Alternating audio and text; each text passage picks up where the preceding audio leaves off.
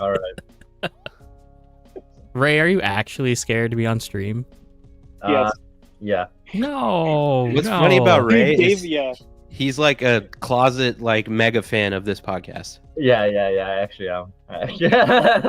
First time So viewers. dude, I always think like when you're like, oh, I'm camera shy. I'm like, dude, weren't you the guy who like started cheering himself on, like on the podium at finals? Like, Yeah. come on, dude. But Just like, putting it on camera is a different story. yeah, I know. It's just funny to me. It's like, You realize that on the stage of SDC is probably way more stress than what we're doing right now. I was pointed at you at that time. Oh, this is chill. Hey everybody, we went live already, so welcome to the stream. It's Thursday night. I am fixing. Guys, welcome to the RC Drift Talk Show. See, there you go. You're pro. You're a pro now. Joey's already on your case, dude. So let me pull up the chat. Yeah, you're already a pro, man. damn, dude. Wow, that's tough. Hey, Adam, what do you want your screen tag to be since you're not Jake? Adam H. H, Dr. H, I guess. Well, what does Dow call you all the time? Oh, whatever. Okay. Yeah, okay, that's believable. Because I keep saying Dr. H is my mom, so he's the only person who remembers that. Oh, let's see. It's funny because I have you in my list of socials. Like, but I just... Yeah, I was gonna say you should have a card saved for him. I do have cards saved for him, but it doesn't change me from just accidentally closing my notepad that needed it. Okay, I'll figure that out. Hey, Logan, do calendar events. There's not much to it. At this because I don't know where. Yeah, let me see. Okay. Here. So next week, Ray, are you gonna be there next week? Yes, sir. Okay, next week is Northwest Model Hobby Expo. Okay, so I finally booked my room the other week. I wish I would have done it way sooner because it was like $50 more expensive. But yeah, so I'll be there Saturday, Sunday. Logan, DJ, when are you guys gonna be there? I'll be going up Friday and I'll be coming back Sunday. So I'll be right there the whole weekend. You, Logan? Uh-oh. Might. Or? I don't know. I don't know if I'm going. What? Yeah. Blasphemous. Can't do that. I know. Maybe I might go up Saturday, just rally and do a 1 day. We do it for Formula Drift, so it can't be that bad. But yeah, probably not staying overnight or anything. Do the Saturday, make it happen. Hopefully, yeah. I would like to. Ray, when are you gonna be there? I'm probably also only there for the Saturday and then Saturday night. Okay. Yeah. Just enough time to go get food on Saturday night, right? I was hoping to make it both days, but it's probably just a Saturday. It's 3 days. What are you talking about? Both nice, yeah. Okay.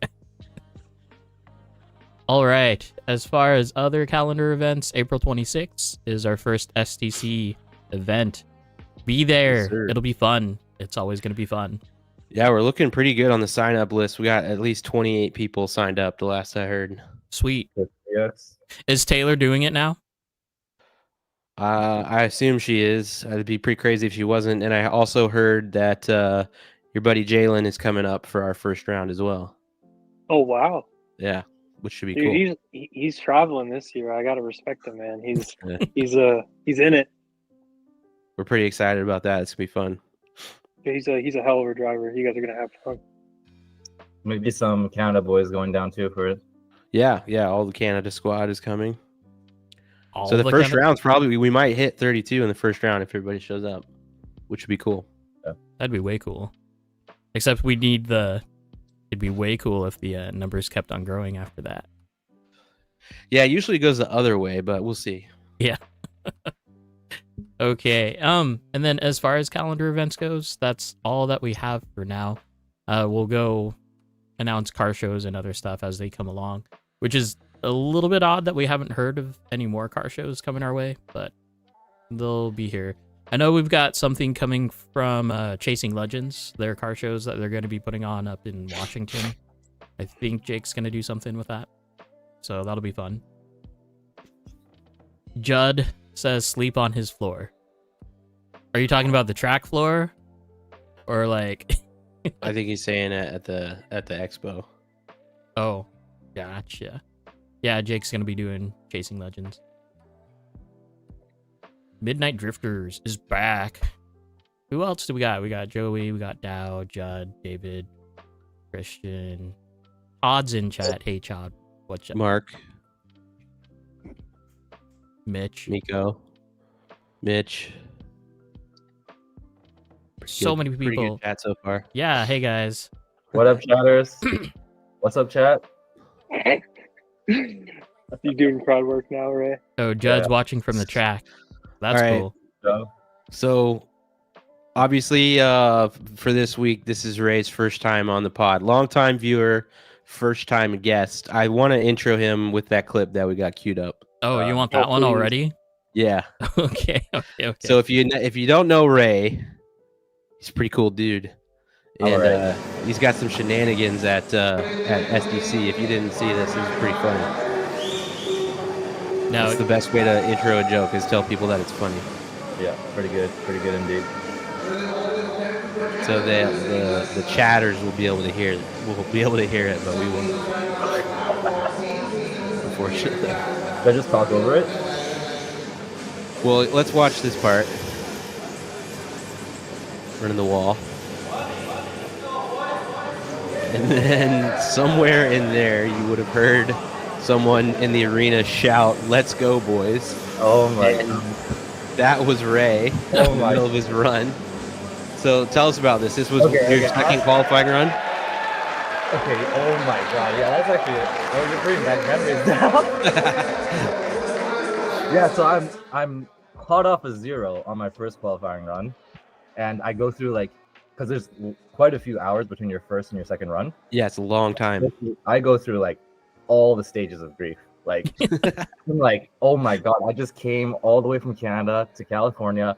I'm about a 00. This is actually the worst case I scenario. do kind of remember you dooming a little bit. Yeah. I go through all the stages of grief. I go to acceptance. Eventually, I come back to no, I'm gonna take revenge on this qualifying run.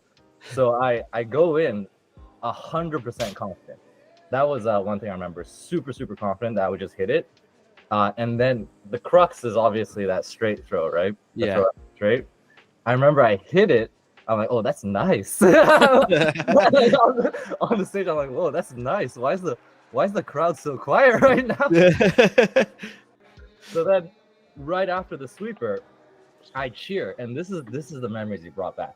Right after I cheer on stage, I realize I am coming in too hot to zone 2, and I'm about to hit the wall. So it goes from top of the world to just massive panic, and I'm trying Sweating. everything to slow my car down there. And you can't really see it from the video, but my car is millimeters off the wall in that zone 2 there at a certain point. Yeah. And then after that, I'm like, okay, relax. Just finish it. I'm so glad that you completed the lap because it would have been awful if you did that. If you're like, Yeah. let's go, boys. And then you immediately hit the wall. Yeah, I remember right after that, after I thought I was gonna hit the wall. I every transition, I'm as slow as possible. I'm let's just keep it a healthy inch off the wall. Yeah. Anyways, that was a fun moment we had at Worlds last year. Fun indeed. And good little intro to Ray. But anyways, I mean, we got both of you guys here today. Kind of, it was a late notice show we put together here, but you guys both just returned from Japan, hence the where sushi. you both did a competition out there, the Dream Tour. That is that Junta puts that on. Yeah, so it's a partnership between Junta and then Hayato Matsuzaki from Rev D. So it's cool. These two guys kind of came together, created a comp series, and the way that Hayato described it was, it's kind of you get the really high stakes, high energy, high intensity of RCDC, and they wanted to make something that was something like a little more casual. People were having fun. People were cheering. There was active commentary, so it was Yeah. something different, and that was something that I think Ray and I both really like to see. And pretty like everybody knows like the Japanese style of commentary is very excited and like pretty extreme. So I mean, to have that kind of while you're driving is a slightly different experience than say Joey, right? Definitely. I watched after I came back from Japan. I did end up watching the SEC round 2, and I think they're doing a good job. I actually think they're doing a good job. Like they're clearly trying to move in that direction.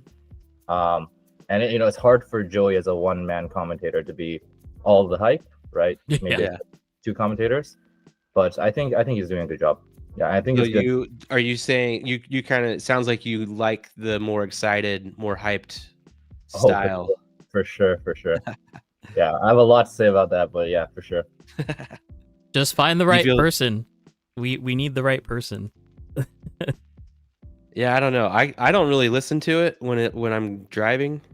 Yeah, I zone it out But, when you're driving. You zone it out. But Yeah. as a spectator, it's awesome to have that pumped commentary. Yeah, I could definitely see that helping, like when you're stuck in that room for however many hours. So, how many competitors were in that round that you guys went to? Around 50. Yeah, I think around there. Yeah. And what was that as far as like how it was ran? Like pretty smooth, or was it hard to like understand where you guys were supposed to be? So it was run so smoothly that Ray and I were just like sitting in the other room, and then like I just came out to see, what run group is it? And then Junta comes up to me like, "Standby, you're in standby." I'm like, "Oh God!" And I see everybody, because the group that we were in were like the people who finished top 10 in last year's Dream Tour. So you had like top line D10, Rev D, Mochi, like heavy hitters, and we're just like, "Oh, we gotta go get ready." Like we had like my car was like on the stand, my battery was on the car, so it's like I ran. I'm like, "Ray, we have to get ready right now. We gotta go right now." So yeah, I mean, it was amazing how quickly we got through qualifying, even though we did get 3 runs. So we got 2 initially and then 1 later. But yeah, I mean, I think we got through like 50 people in maybe 2 hours, Nice. 15 minutes. Yeah, it was fast. What was it? Did you do 2 laps just right away, or did you have to do one at a time? Yeah, so it was 2 laps back to back, and then it goes through all the heats again, and then everyone gets the third qualifier. Okay. Yeah. That's interesting. I think it's a good way to do it because the 2 lets you have that kind of stay hot run, Yeah. that run where you're still kind of hot, and then Yeah. 3rd lets you kind of watch where everyone's at, what you have to put down to. With the cold. Yeah. So, yeah. That's always the balance that, talking to Shane here of like, what's the reasonable amount of time to cool off? Because Shane really wants 2 cold laps. But it's like, how long until you're, I don't know. It's, I think it's just mainly for time, right? If it's just 2 laps and there's only two qualifying runs, that's just going to take longer than if you do yeah, it. for sure. Yeah. I think there's a balance there. But, so then you guys, was there, well, I saw some of the runs that you did, Ray. We don't have those queued up, luckily, but You could do those up. It looks pretty funny. But how'd the runs go? Like, Adam, how was your qualifying runs? I'll first say that we had such little practice. Yeah. Such little, because Hayato M drove us to the comp, and then as soon as we get there, they're basically like, "Okay, here's the heats for practice.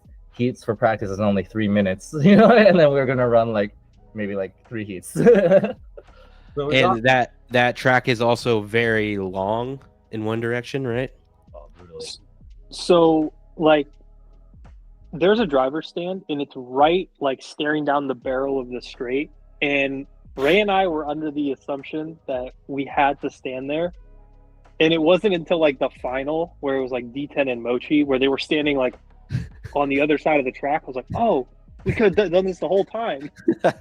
I mean, I was honestly, like, where are the drivers? Where are the drivers? yeah, and then so that's why, like, if you watch the thing, like the live, and they zoom in, Ray and I are just standing behind them because we're just like, oh, like this is a great like, vantage point and everything, and like, oh, okay, they're like right in front of us, like they're driving right here. So, not only are you standing looking straight down, but it's about 100 feet. Yeah, super far away. You cannot see your car. Like you know that there's a zone there, and you know that like your input, and there's no lag because of whatever radio, whatever. It's just so far that you can't really like put your brain over there. So it's all muscle memory. Yeah.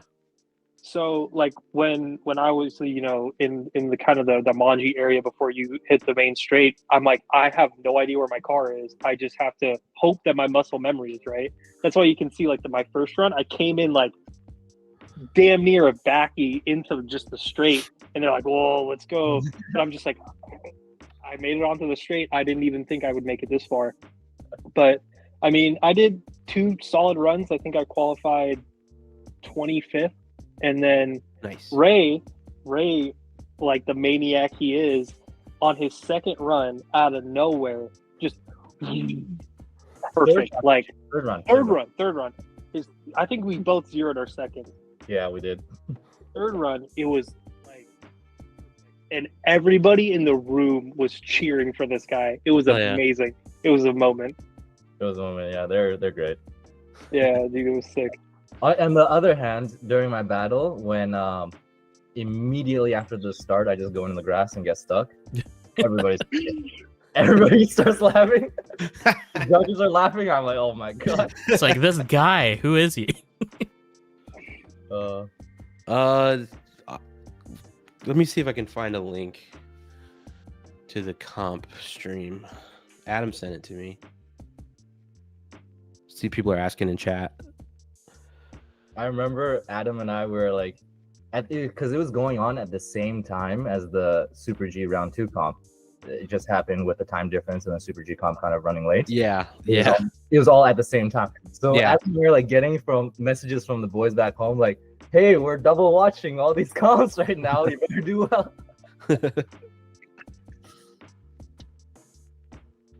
well. Yeah.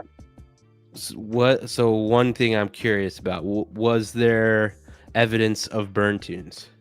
No. Oh, So this is a really good point. Dream Tour, part of the tech is that you have to have a 13.5 or higher turn motor and an FDR higher than 9. Oh, okay. wild. So they're already working on that. Wild. So that touches on something that I think is like a big kind of elephant in the room, which is burn tune. And literally every track that I went to, and I took pictures of like all their rules and everything. The first 5 rules were basically no burn tune, and then it was just like explaining point by point what you couldn't do. Like if you're about to spin, you can't pull turbo, you can't have useless turbo, you can't. EDP specifically said you can't have over 103 decibel reading from your car. Oh, wow. Wait. Yeah. That's so variable too. Okay. So like, and I was thinking, because I have like an overdose motor, I'm like, I'm at 70,000 RPM, but it sounds like 115, but whatever.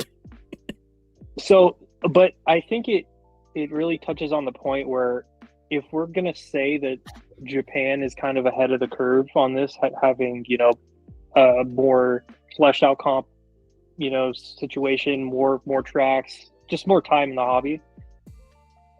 Every track has basically banned burn tune. It is like universally frowned upon. And the only place that it was kind of like laissez-faire, we're going to see what happens, was Tohoku style, where they were just like, you can do anything you want there. And you could see it on the track. Like at Joyous, you could see after every single lap, there'd be a line, like a new line on the track, like white, like plastic on. Just someone plastic peeling tire. out. And you could hear it because they're just, Yeah. you get on the wall and it would just Yeah. full turbo, just, and then hold on. But yeah, That's funny. I think that's something where we're kind of tentative right now with like, hey, how do we approach this? How do we? And Japan has already basically said no burn tune. This is how we limit it. You can't. They've said X FDR, X turn motor in this competition or on this track. So Yeah. And I think realistically, like even with some of those rule sets, you can make the rules, but still at the end of the day, the rule is no burn tune. Because I would guess that a lot of people could still figure out how to, get a burn tune within those parameters, maybe, but maybe not. Well, I think that's why FDR is involved too. Yeah, so we did talk to Hayato M about it, and he said that with the 13.5 motor and the 9 FDR limit, which is pretty strict, honestly, it's pretty strict. Yeah. He said that it's very difficult to get your tires that hot. Yes, he said yes, it's possible, but this should cover, the vast majority of cases. Yeah. So, and it's still at the end of the day, the rule is also you can't have a burn tune, period. So it's not like they're, someone getting around it on the parameters is still going to be allowed to do it. They're still not going to be allowed to do it, right? So, and so the track there was bigger than STC, right? So at Dream Tour, so DMR. Yeah. DMR. So I would say if you took Super G and you kind of just made it longer and then cut it down, like you narrowed it by about, I don't know, 15-20%, but it was long, like skinnier and super long. Yeah, super long. It's almost like old PDX, but a little longer. Maybe like 1.5 times longer. But so even a lot longer. Even more proof where you wouldn't need a 10.5 like anywhere, right? No. Also, their tracks is not so much about the sweeper, right? Even though the DMR wins track is so long, that turn right after the straight throw is kind of sharp, and that's why everyone's backing it in. It's not a sweeper. Yeah. So they don't really need the sustained high RPM to hold through a sweeper, right? Gotcha. Yeah. Also, that track is slick. It is very slippery. Oh yeah. Very. What was the tire? The top line HDPEs. Huh. Yes, which after our experience, they are when cold, they are grippier than an LF3, that's for sure. But they don't heat up like an LF3 heats up. Like when an HDP is cold, it's maybe like a hot LF3, but it stays consistent like that. Weird. Yeah. And so this is the wear on my tire after this. So this is maybe 10, 12 track days, a couple of comp days. Whoa. And 5 different tracks. There's basically no wear. That's crazy. No surface, anything. So I think that this is another. So when we talked, I forgot who we talked to about it, but it was like, why did you guys choose this tire? It was because it's more heat resistant. It's basically like to burn this tire would take a lot more than say an LF3 or a DRC even. And you can see it I'm not doing burn tune, but there's virtually no wear. Yeah. That's kind of crazy. Yeah, and DMR was also bumpy, and it's so jarring because the bumpiest spot is like at the end of the straight, right when you throw it, which is so jarring. Because that's when you need the grip the most. Yeah. And with my DDSS, which is probably not perfectly tuned for anti-vibration here, you know what I mean? My front wheels are just like shit. Yeah, I mean that like when you actually go from somewhere that's relatively most of our tracks are like pool tables, like they're dead flat. Relatively. Like obviously you can feel bumps here and there, but like some of those tracks I've seen in Japan are just so lumpy, and it's a totally different like strategy and tuning and everything. Like now your gyro has to deal with that, your servo has to deal with that, your shocks actually have to do something, like they actually have to work to keep the tire on the ground. And it's such a one other thing we noticed with DMR, especially with the bumpy track, was a lot of the locals had what I would call a higher ride height, higher than usual, at least. Because it's like they actually need it. Exactly. Yeah. I think the funniest thing about the ride height was because after Ray had beached himself on the grass, every other local like flew over the grass. Like it was You no like skim the problem. grass and it's like nothing. Not a thing. Yeah. It was nothing. So I was like, oh, huh, that's interesting. Because like for Yeah. us, I think if anybody did that, their body would come flying off. I know for sure, like the way the way that you set up cars, like we definitely are not getting over grass. No. It's sketchy every time you go over that. I need a bump. Someone needs a bump. Yeah, I need a lot of bumps. At Tandem, he had some of the Tetsugen curbs, and it's like, oh yeah, no. Unless Really? I'm going like really that? fast over that, I'm getting beached. That's not very much. That's too Yeah, much. no. Too much for me for sure. You guys. It's that 2 mil ride height in the rear. Yes, One sir. girl, right? Oh boy. Yeah, DMR was love- great. Aside from the comp, the guys were really, really awesome. I remember, That's you know, I showed up, I put on my new top line rear tires, and it was top line Roya, which I like recognized him from a YouTube video. I'm like, I've seen your face somewhere. And he comes up to me with super broken English, which obviously, you know, like he's trying to communicate with me, much respect, but super broken English. He's trying to tell me, yo, go break your rears in. And it took like 10 minutes for him to get that to me, but I'm like, oh, you're right. Okay, I'm allowed to do this. So then I went and broke my rears in. What did that entail? Like just driving or? Yeah. Oh, so DMR Wins has 3 tracks in that location. They have that big P-tile track that we're talking about. That's where the comp is. That's where all the videos are. And they also have 2 smaller concrete tracks on the side. And we were allowed to actually break in our tires on the concrete. Oh, cool. Yeah. Got you. Yeah. So that was helpful. That's cool. And one thing actually, which reminds me, is I wanted to talk about, which we'll probably talk about at some point, is driving style. The difference between kind of NA style and Japanese style. I think a huge part of the difference in style comes and starts at the track layout and track surface. Sure. Yeah, Yes. definitely. Why the Japanese tracks have multiple tracks, right? They have an extremely comp style track that's really only designed for 2-car tandems. Yeah. Right. Super high speed, super technical areas. And they also have train style, Matsuri style tracks, right? Yeah. More for long trains. Yeah. So Yeah. they've kind of realized that it's different needs that starts. Yeah, absolutely. Exactly. Yeah. And I feel like here in NA, we're still kind of trying to do both in our track layout. We just can't afford the real estate. That's the Exactly. problem. Yeah. So I was gonna say just on that because of the size, DMR is in the middle of farmland. Yeah. Like rice paddies. Like there was a tractor in front of us. It was Yeah. like middle of nowhere Which- kind of thing.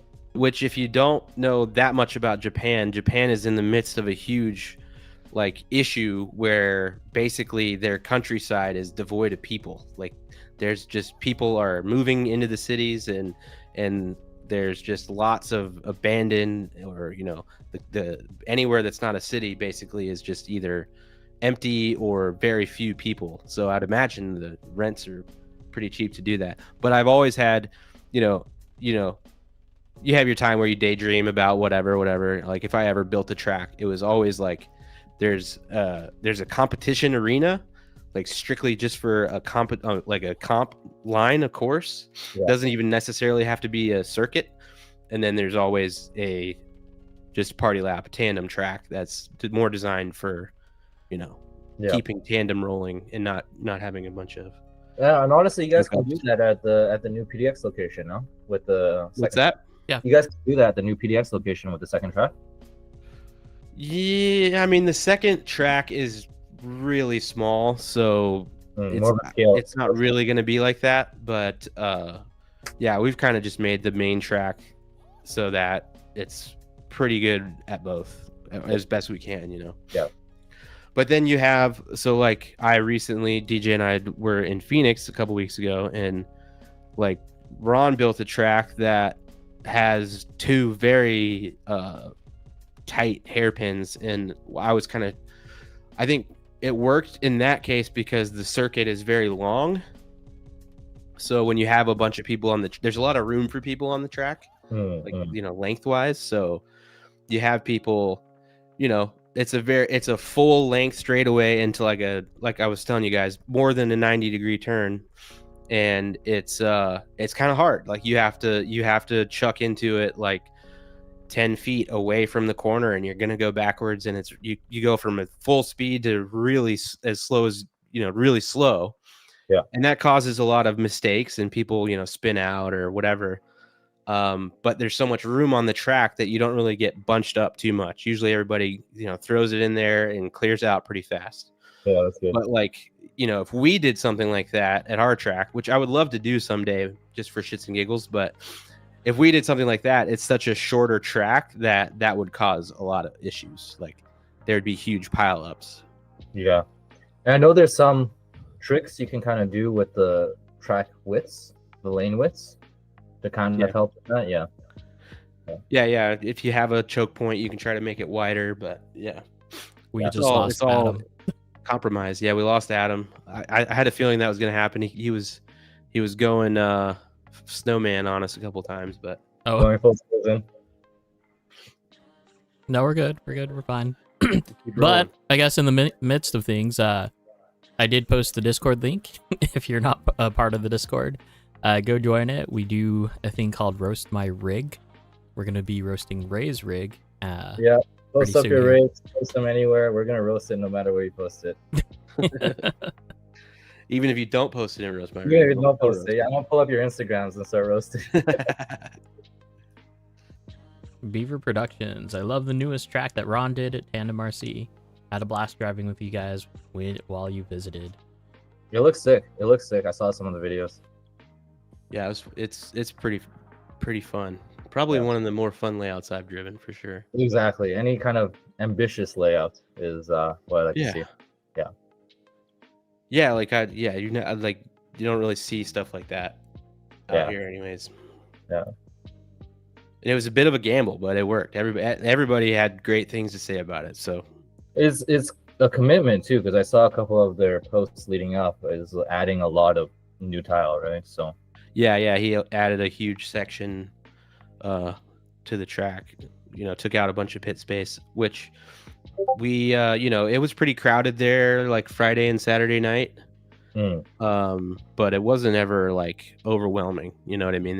Everybody had room. yeah. You're kind of pitting on top of each other, but we've all been to pit stop or old rolling garage. So like at least you have a table. That's nice. Yeah. I'm trying to at least make this work for Ray. There we go.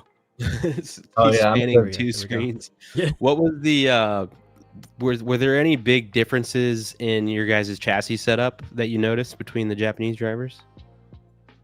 That is a good question. Maybe we'll wait for Adam. Honestly, no, not too big of a difference. Not really. Yeah. Not a huge difference. It's like they're fast, but they're not like shockingly fast. Yeah. Right. And their tracks are designed where there's kind of always enough space for the chase to cheat just enough to be there. Right. Really designated line that the lead should take, and then there's a clearly easier line for the chase. Right. He's back. Yeah, dude. Wi-Fi went out. Sorry, guys. Oh, It's no, all you're good. fine. I just asked Ray, and he was explaining a little bit about the tracks, but we were asking about like chassis setup differences between you guys. Was there anything like that really jumped out between you guys and the Japanese drivers? Ackerman was a big one. Like, so having parallel Ackerman through basically the entirety of the sweep, which is what I run, except like literally right at the very end. Mm-hmm. And you could really see that because so at Junta's track at Drift Track Yachio, there's a huge sweeper and it's all high speed.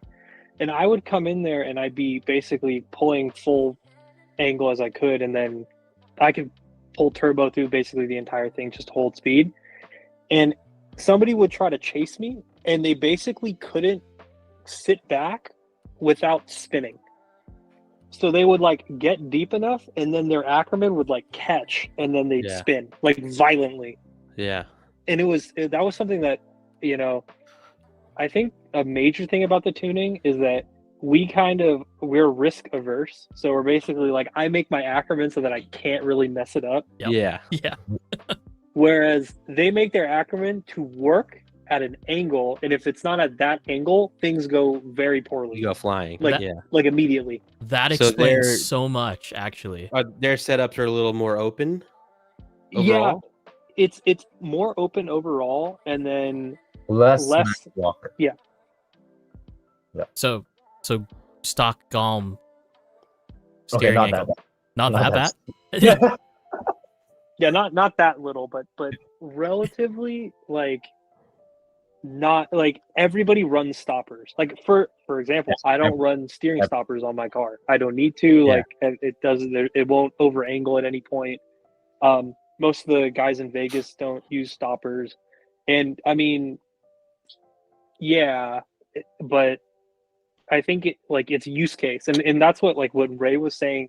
It's more about what track you're driving at and who you're driving with. I'd imagine if we drove more over there, our tuning would slowly kind of Yeah. move Yeah, totally. that We way. would Yeah, probably add stoppers. We would probably add stoppers. Yeah. probably add stoppers. From how hard. Well, yeah, like you said, I mean, if no one can follow you and you're not doing a comp, it's not really fun. Exactly. Also, just from like their style of wanting the stopper is to help from how hard they're flicking it, right?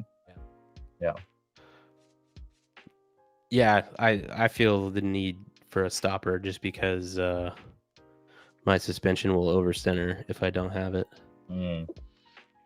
Yeah. and get locked. Other things, they use bonsai rear camber links, bonsai angled rear camber links. That's pretty common. Baldus are pretty common there. Just for those who don't know, can you explain bonsai? Just a Yeah, very exactly. Very steep upper link. yeah. It's Camber link. where the knuckle side is higher than the chassis side on Yeah. the rear camber link. By And a that- lot. That that makes it so that the camber doesn't change when the chassis rolls. It's pretty common there. I'm just gonna say that. Interesting. Oh, No DDSSs. That's no that's DDSS. us two are on DDSSs. The only DDS we saw was R2. That's so interesting. Well, that's because Rhino, like, it's not really a thing there, right? It was Curiosity Right. over there, Yeah. and then Curiosity changed names, and then I think they kind of soured the relationship with a lot of Japanese drivers, and then it just kind of were like, well, I guess we're just gonna go, more local. It's Yeah. funny. It's funny how the public perception can change a market so much. Oh, absolutely. for sure. Because I mean, there's other that's not the only source for a direct drive steering system, right? Like, there's other options. Yeah, Usukani did it, and Yep. then I'm trying to think of any other companies. Aren't there like 80 direct drive setups? Yeah, AD Team did a direct drive for the MD1. Semi-direct. Oh yeah, actual direct drive family one. Yeah. The thing with direct drive is it's not so much as weird looks or like reputation. I just don't think they're that interested, to be honest, in a direct drive system. And I thought about this a bit more.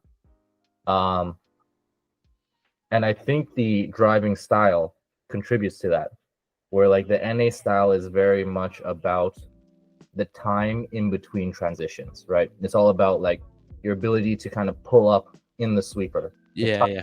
tuck in after the transition, right? Yeah. And it's a bit more about how well you can make those micro corrections. Whereas in Japan, the style is more like you send it to the angle you set it at and you just hold it. If you're off, right? So micro corrections like that are less prevalent, right, in Japanese track. And it's also because, again, they're sweepers. They're not so focused on the sweeper. They're focused on the transition, right? Yeah. I think the benefits of DDSS helps more for sure in the NA style. Yeah. I want to here's a take I have on our obsession with sweeper. And I think you can pin it down to one specific thing, and it's literally just Irwindale. R.I.P. It's- R.I.P. Yeah, R.I.P. Oh, no. By the way, yeah, they cut that bitch down. But yeah, I think American drift fans are, we love that FD oval, first wall throw Yeah. on a bank. Yeah. I'm not saying that it's not a bad thing because, like Adam said, we can throw some nasty angle and hold it and accelerate out at that angle, whereas Yeah. they can't, right? So it's led to a different style as well. It's led to parts where Yeah. we're best as well. Yeah. Dow's Oh, thinking of yeah. what was that track? Wall Speedway in New Jersey. That was the old New Jersey oval track. That one was pretty sick. But I think mostly it's just because obviously Irwindale is very close to Super G, and those guys would have been into Formula Drift, and that's kind of the influence. Super G has a lot of influence on our whole scene. Yeah. And just us, the fans, we all like the big oval throw. So Yeah. I think that's why we're so keyed in on that. For sure. So this is kind of like a hot take, kind of like paradigm shift that I saw. Okay. I think my body touched a wall maybe twice in the entire time I was in Japan. And one of them was at DMR when I went against a wall. Okay. I did a backy and just, I think other than that, like once. There's such a gap between the tape line, Yeah. like the track limit, and the wall, Yeah. that for our style, we're so used to. So this was something that like they would watch, like the Japanese driver would watch Ray and I and be like, wow, we could hit the zones like on our fifth lap. It was fine. Like we kind of we're used to kind of just going outside and keeping it outside. That was completely, Yeah. that's normal to us, and we're comfortable doing that. Whereas a lot of Japanese drivers cut in more or couldn't reach as far. Maybe that's setup, maybe that's style, whatever. But because we are so heavily punished for being anywhere close to the wall, because you're theoretically zeroing your whole run, that the moment you kind of take off those training wheels, it's like, oh, okay. My back right wheel is on the line the entire time. And I'm curious why we're so insistent on having the track limit be a hard limit of a wall, Yeah. as opposed to having that buffer zone that they have in Japan. It's not like, I'm not saying one's worse or one's better, but it's kind of like a food for thought thing. It's like, guys, we're putting Maybe it's hundreds of dollars into bodies. We're doing all this this nice stuff. We're putting all these scale details, and then we're throwing it against the wall. I like the mix. I mean, I think the wall run is pretty alluring. Like it feels pretty good and it's fun. I don't like a whole competitive track or even a fun line.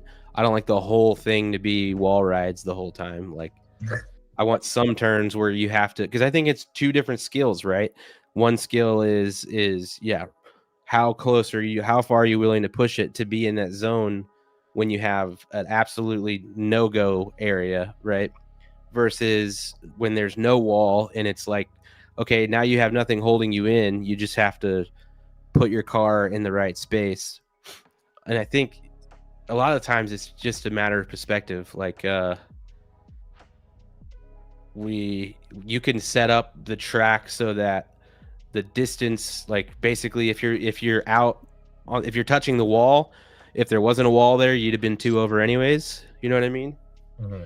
So at that point, it's literally the same thing. But I find that usually a wall helps me lock in on that line a little easier. Yep. Because you have more things to judge off of. Yeah. More space. But I don't know. I think maybe in some respects, no wall is a little harder. But also, I think both skills are worth testing when you're doing a competition. I think having the wall there as a hard limit is the most difficult, but I think not having the wall encourages more risky driving. Sure. Yeah, yeah, definitely. So, like so in terms of competing, this was like kind of an overarching thing that I've realized. After competing in two comps and then watching Tohoku style and seeing. Yeah, you guys. Sorry, Logan. You only brought up Dream Tour, but Adam was actually there long enough to go to a second comp, the I didn't Junta know that. Course, and Nice. he killed it. Got a 99 point something qualifier. Was it almost TQ? Jeez. And then came second overall. So great Oh job. damn! I didn't even know that. That's my boy Adam. Man. I did Good see job. that picture. Wait, one sec. Wait, Dude, that's sick. it says Adom. ADOM. Adom. Spell that. Ah. That's Oh, why. yeah, That's dude. why Dow's doing that. So when Ray actually signed me up for Dream Tour, Oh no. Junta put down ADOM. So I've been Adom for about like a month and a half now. That's pretty good. So He's never corrected it. no, I'm he knows me, dude. So something You that should probably that- change your Instagram. Yeah, I Adom. will. Yeah, just like tag Junta in there. Just be like, this is for you. New Insta. Oh yeah, 100%. So something that I thought was interesting and like my takeaway with Japanese competing and specifically Japanese judging a lead run Mm, is that the score is additive, okay. whereas US judging is subtractive. I'll ask anybody in chat, have you ever been to a comp in the US where the judges gave the competitor a 100-point score? Perfect. No. Like literally, have you ever heard No. of, have you ever heard of anybody getting a perfect score? No. There were 3 times at Dream Tour where somebody scored a 12 out of 10 on their lead or their chase. Yeah. Like and they were this wasn't like something bombastic, which was like, yeah, it was a 12 out of 10. It was amazing. It was the greatest thing I've ever seen. So when we're talking about like the walls not being there and the zones being bigger, you'd assume, okay, well, all the scores are going to be higher, which they are, but what it emphasizes is less like the judges don't have a perfect line in their head. Mm, They're not saying every time you deviate from this perfect line I have in my head, you lose points. sure. Like you would at any US comp. Oh, this is an 8 out of 10 zone because they didn't go deep enough or their angle or whatever. Whereas in Japan, they just rate the run based on how impressive they think you did, whatever, how aggressive you were. The zone still matters a bit, but it's not nearly as much as it matters in the US. Yes. And at the end, it's a whole culmination. So like when I scored my 99.5, like I don't understand Japanese, but something that I constantly heard Junta, because it was Junta and then Kirikatsu from Top Line who were judging, and Junta kept saying, "This is American style." Where like he just kept, so like I back-eat into the first section and I was slower. Yeah, I was definitely slower, but I hit everything. And so like my scoring took, like they deliberated for like 2 minutes. Just like, hey, this is something that we haven't seen before, but like how do we judge this? And in the end, I tied for second qualifier because they looked at it for what it was, as opposed to saying, well, this is the idea that I have in my head of how the line should look, and this is deviating from that, so that's a lower score. But they just looked at my run independently of that. They just said, okay. I think here, I think our focus is more like, it sounds like what all they care about, or not all, but most of what they care about is just how cool the lead run is. And here it's the opposite. We're focused on like you're more rewarded, like I don't know, not rewarded by judges, but like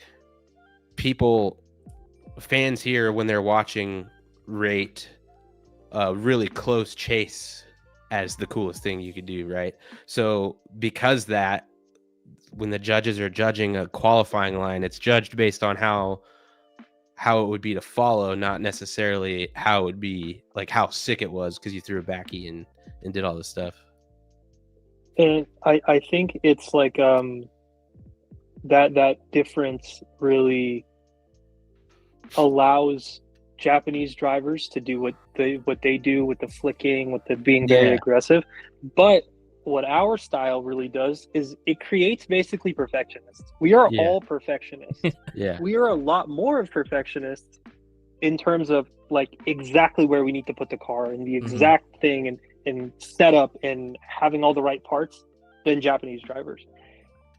There were drivers like Mochi, for example, from Rev D. Unbelievable driver, straight like insane. Was came in second in Tohoku style. By the way, Tohoku style had like every single person there out of like 70 drivers were Japanese sponsored drivers. Like these were top line drivers, That's right. Rev D drivers, Shibata, like Takumi was there. So like the cream of the crop, highest level competition.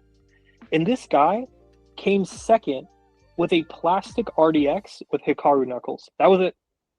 No carbon deck, no aftermarket shocks, no nothing. Like literally, he just in bell crank. So aluminum bell crank and new knuckles, and that was it. Yeah. So only the basic things, really. Yeah, just to get what the angle that he wanted out of the car, and that was it. And I was like, hey, are you gonna move to like carbon or anything? He's like, maybe. It wasn't like the next step is carbon. He was just like, yeah, we'll see what happens. This drove really well, and I think that the U.S. has a lot to learn in that aspect, where it's just like let the car kind of like learn with the car as opposed to like replace every single piece. That's capitalism, baby. We gotta make everything way better than it is, even though we're not good enough.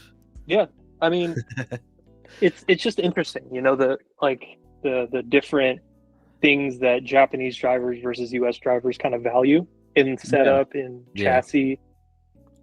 So speaking of chassis though, like as far as like North America and like all of our like Frankenstein, like even kaiju, right?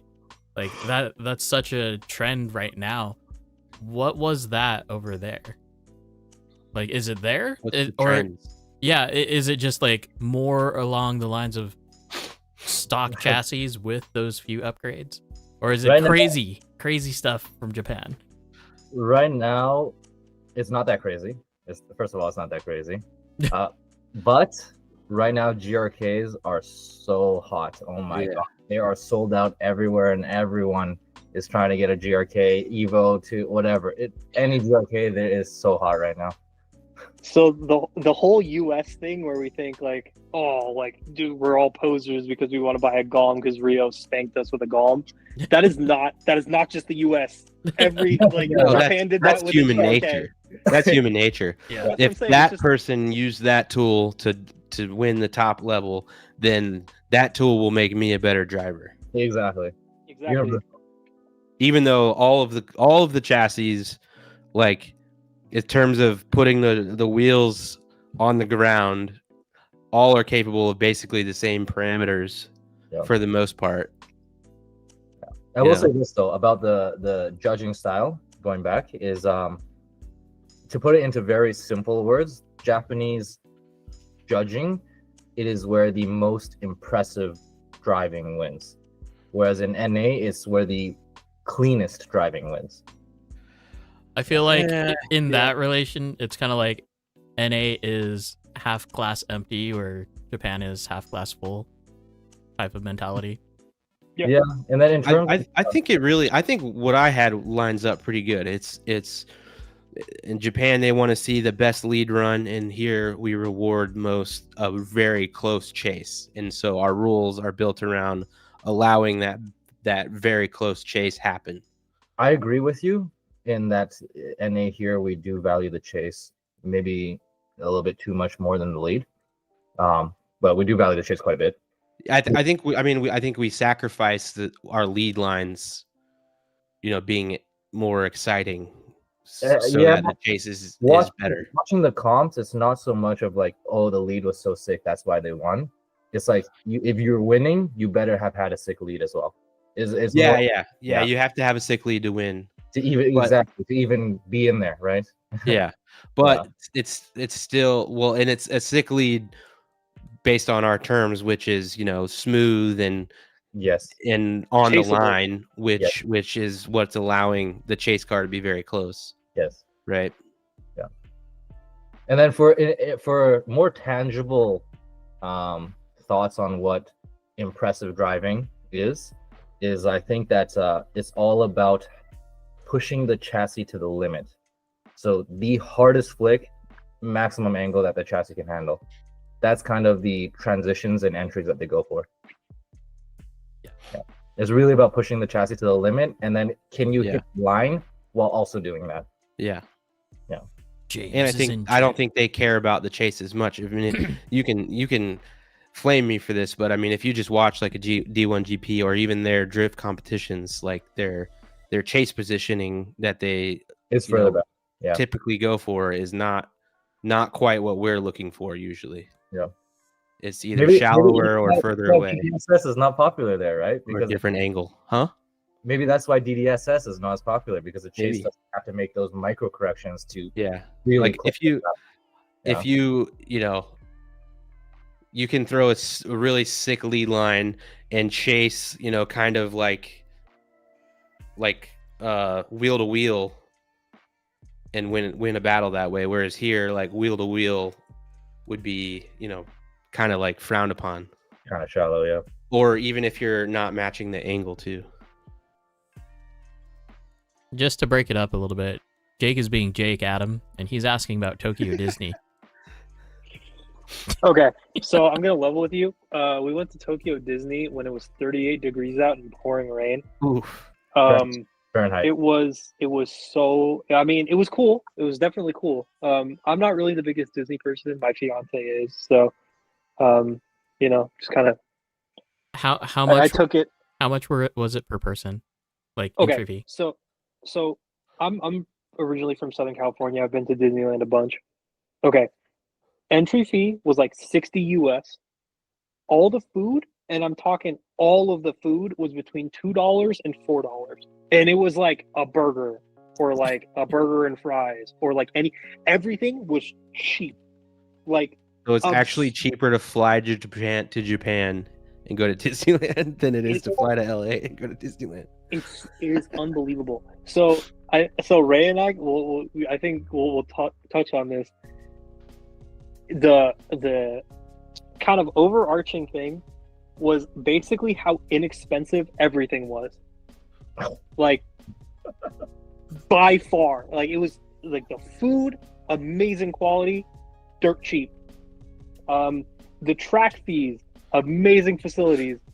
Like, I think the most I paid for a track fee was $12. And that was like, I was there for 8 hours and I competed. So it's like, go to Japan. It's cheap. Yeah, it's very good for us to go to Japan right now, for sure. Yeah. It's even more true for Adam because you guys got those American bucks. For me, it's Yes, not sir. We got the Freedom Bucks. that. Our Maple $3 bucks, bucks. not that great. Maple Bucks, not so much.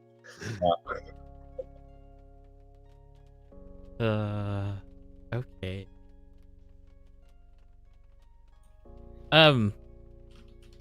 Ray, what chassis were you competing with? Good question. It was the Razor Shark. Razor Shark Okay, so flexible deck. is indeed a flexible deck, and I hate the flex from That it. broke some brains. Really? Yeah, they looked at my flexible deck and they're like, Jesus, what are you doing?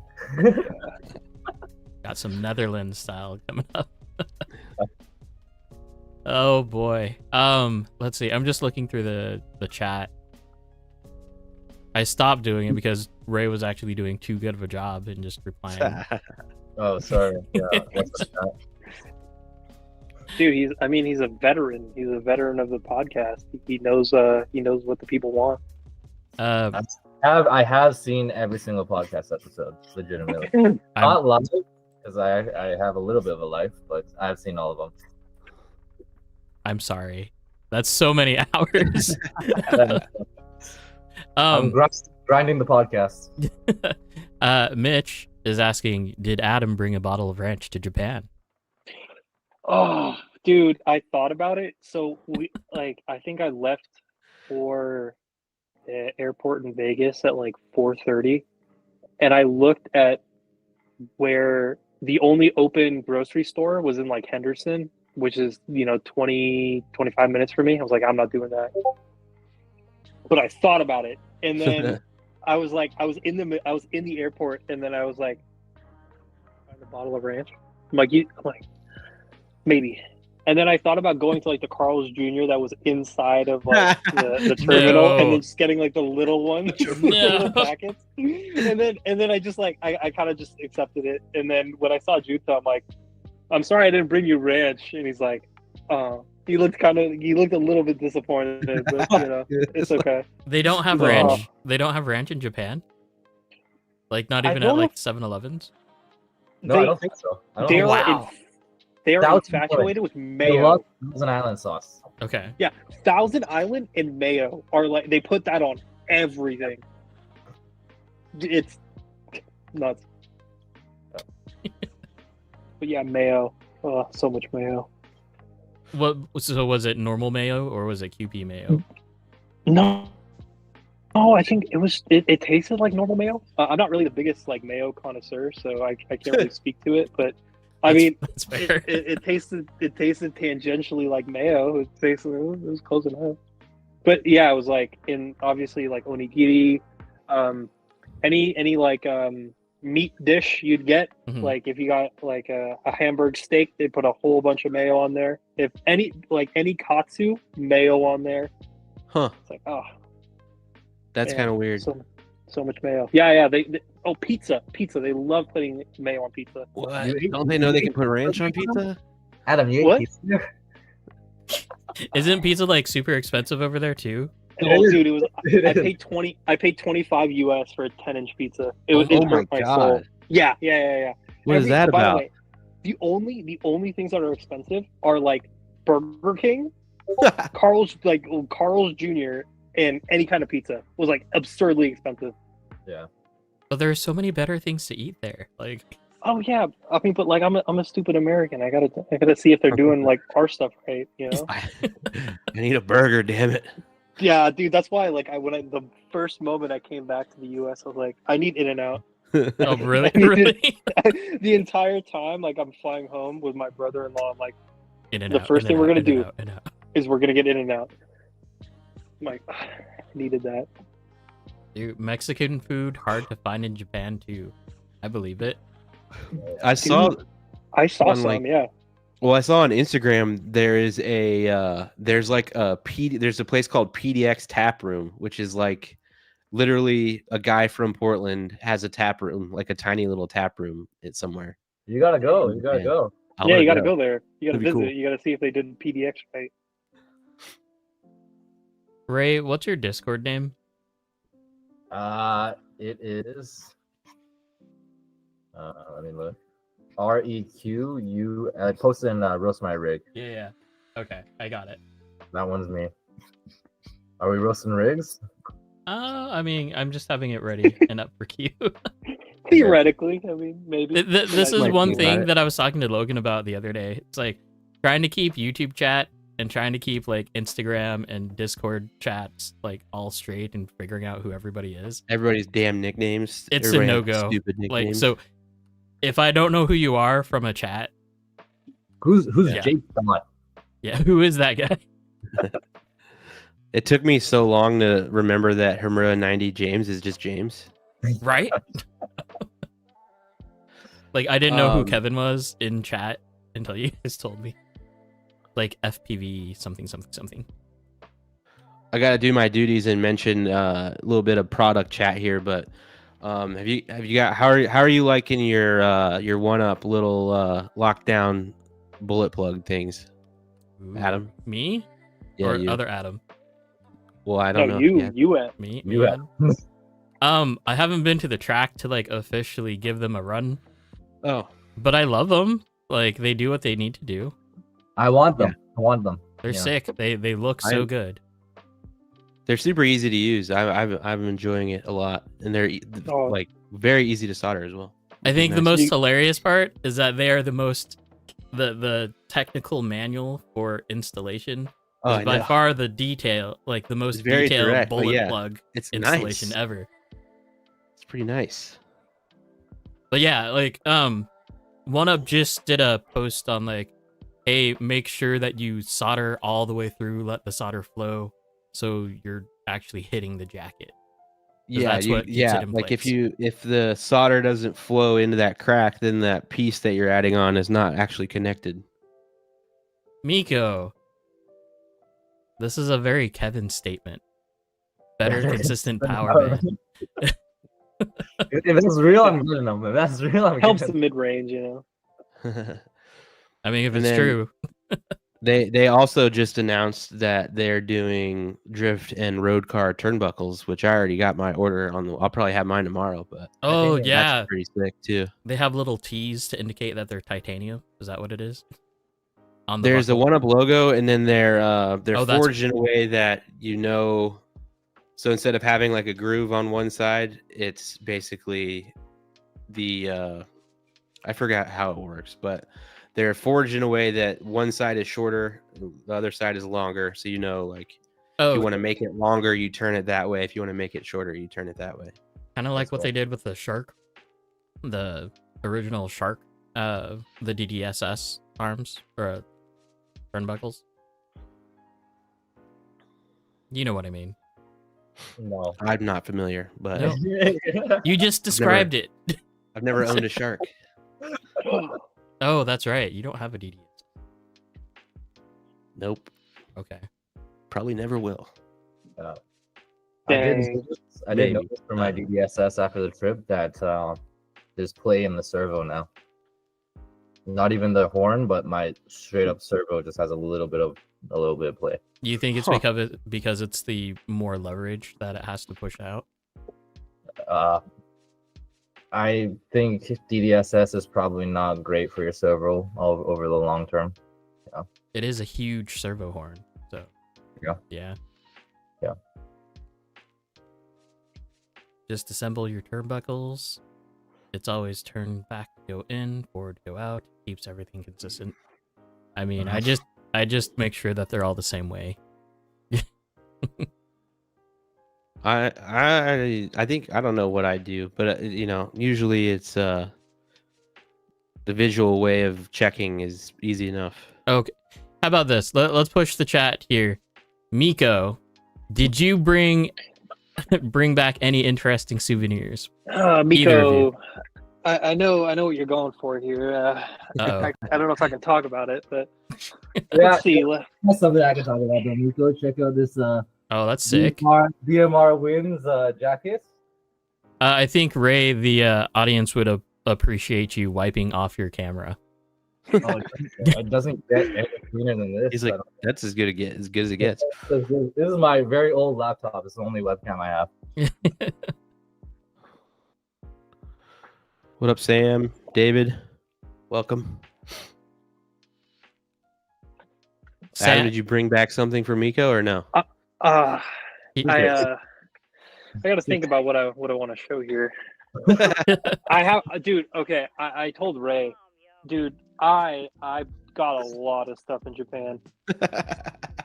Like this whole bag was just full of RC stuff, and then I went to a Yomiuri Giants game. I mean, Sick. I'm a San Francisco Giants fan, so it's kind of like the Sick. cooler, hand in hand. more angular merch.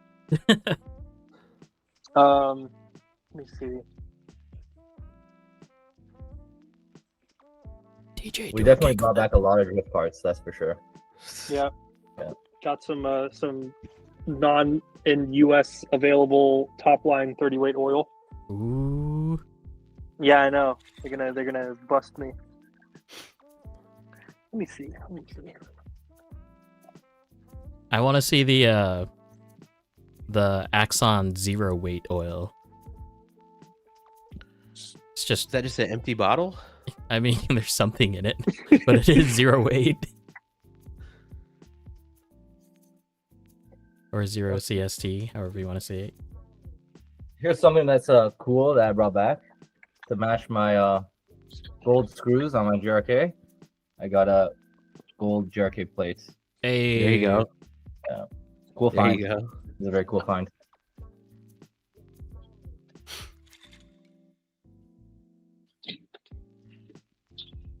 Adam, do you have your G Busters yet? I do not. So they're coming. They are in the mail. So I think my favorite thing that I got in Japan. So the first day I was there, Junta came up to me. He's like, "Hey man," I'm like, "What's up?" He's like, "I have something for you." So he gave me the. Oh, shit. So this is Drift Track, Yes. So sick. and then I gotta pop it out here.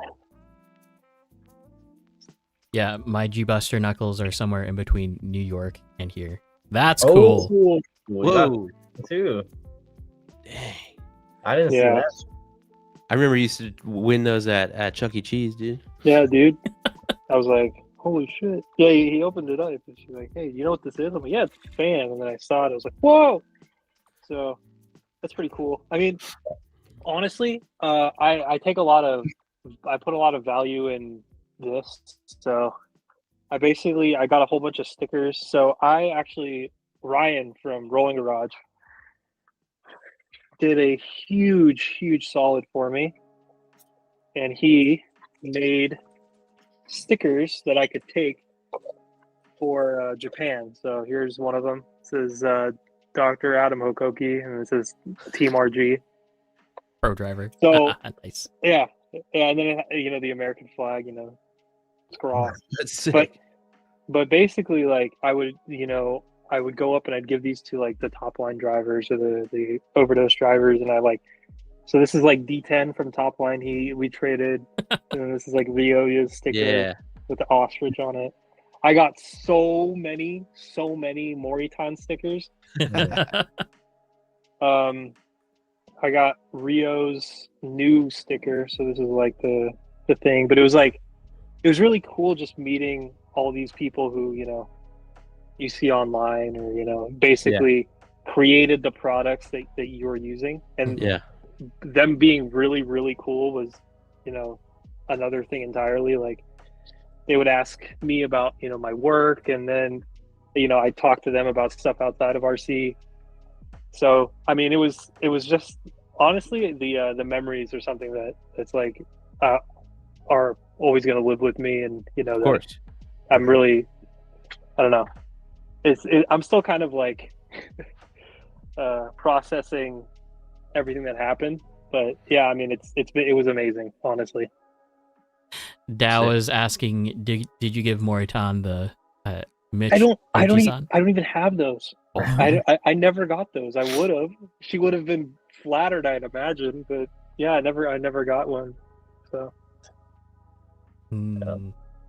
I gotta say what Junta is doing. He's a great guy, super friendly, but also what he's doing for, the tracks there, and helping to keep the track scene alive, the community alive, doing all these competitions. It's really sick. Yeah. I feel So like he's constantly traveling around and doing events. like the day I left Japan, he was opening another track. Oh, So, geez. yeah. Busy, And I busy. think what's really cool is that like the entire community rallies around these tracks. So like Junta, when he opened up the new drift track, he showed like all the gifts that he got from all these other track owners or all these other companies. So like Moritan from Top Line sent him like flowers, and Hirakatsu gave him like a framed picture of the track. Like it's really beautiful when you see like the whole community come together over this. So he does a lot for the community, and you can kind of see how much, because you can see how much the community loves him. Yeah. And That's so this is what Hector wanted me to show. So this is a top line deck that he wanted me to get him from Japan. Signed, And then right? it's signed by, up here is Moritan, and then you have D10, Ryoya, and then Hirakatsu's over here. Yeah, you didn't open the deck to get them to sign the deck? I couldn't. I didn't have a paint pen, dude. Let's see. Sorry, Hector. It just means it can never be opened. It'll never be Yeah. run. Okay, Dow. Honestly, I might start wars here, but I couldn't really tell the difference between Pocari and Aquarius. Like, they did not taste that different. I'm Ray, sure do you that. have anything to say to that, Ray? Aquarius is better. Did you It's try honestly Pocari? funny because Adam is the one who told me to try Aquarius, and he's like, "Oh, actually, I can't tell the difference between either of them." I'm like, I just bought Aquarius first. I thought it looked cool. yeah, but you don't drink any of them at room temp, Dal. No, Yeah. seems icky. So what was your guys' favorite? We asked this the last time somebody, but what was your favorite like convenience store? Family Mart. Family Mart. Yeah. That's the easy one. What Yeah. is it? Just Yeah, like fam- food offerings are better. Dude, you can get the best fried chicken from Yeah. Family Also, Mart. there's more locations. There's more Family Mart. Oh yeah, Mm. So more Um, convenience. yeah. Exactly. Yeah. They Best stocked food, the best ice cream. What's up? best food.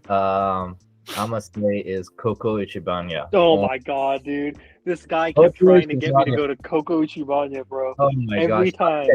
Shout out to Vittorio, the strong zero body. If I were to get a Japanese food-based body, it would be a Coco Ichibanya drift body. Oh my god. We should do that, dude. Yeah. I'll Coco get a Femi Cheeky Go one. eat it. Go to Japan and eat that thing, and then you'll know what's up.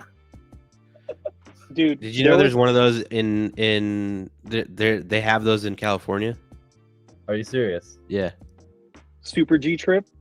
Yeah. Finals this year, we go to Coco Ichibanya. Well, Don Quixote. Oh my gosh. The Donkey Dude. Donkey store, as I call it.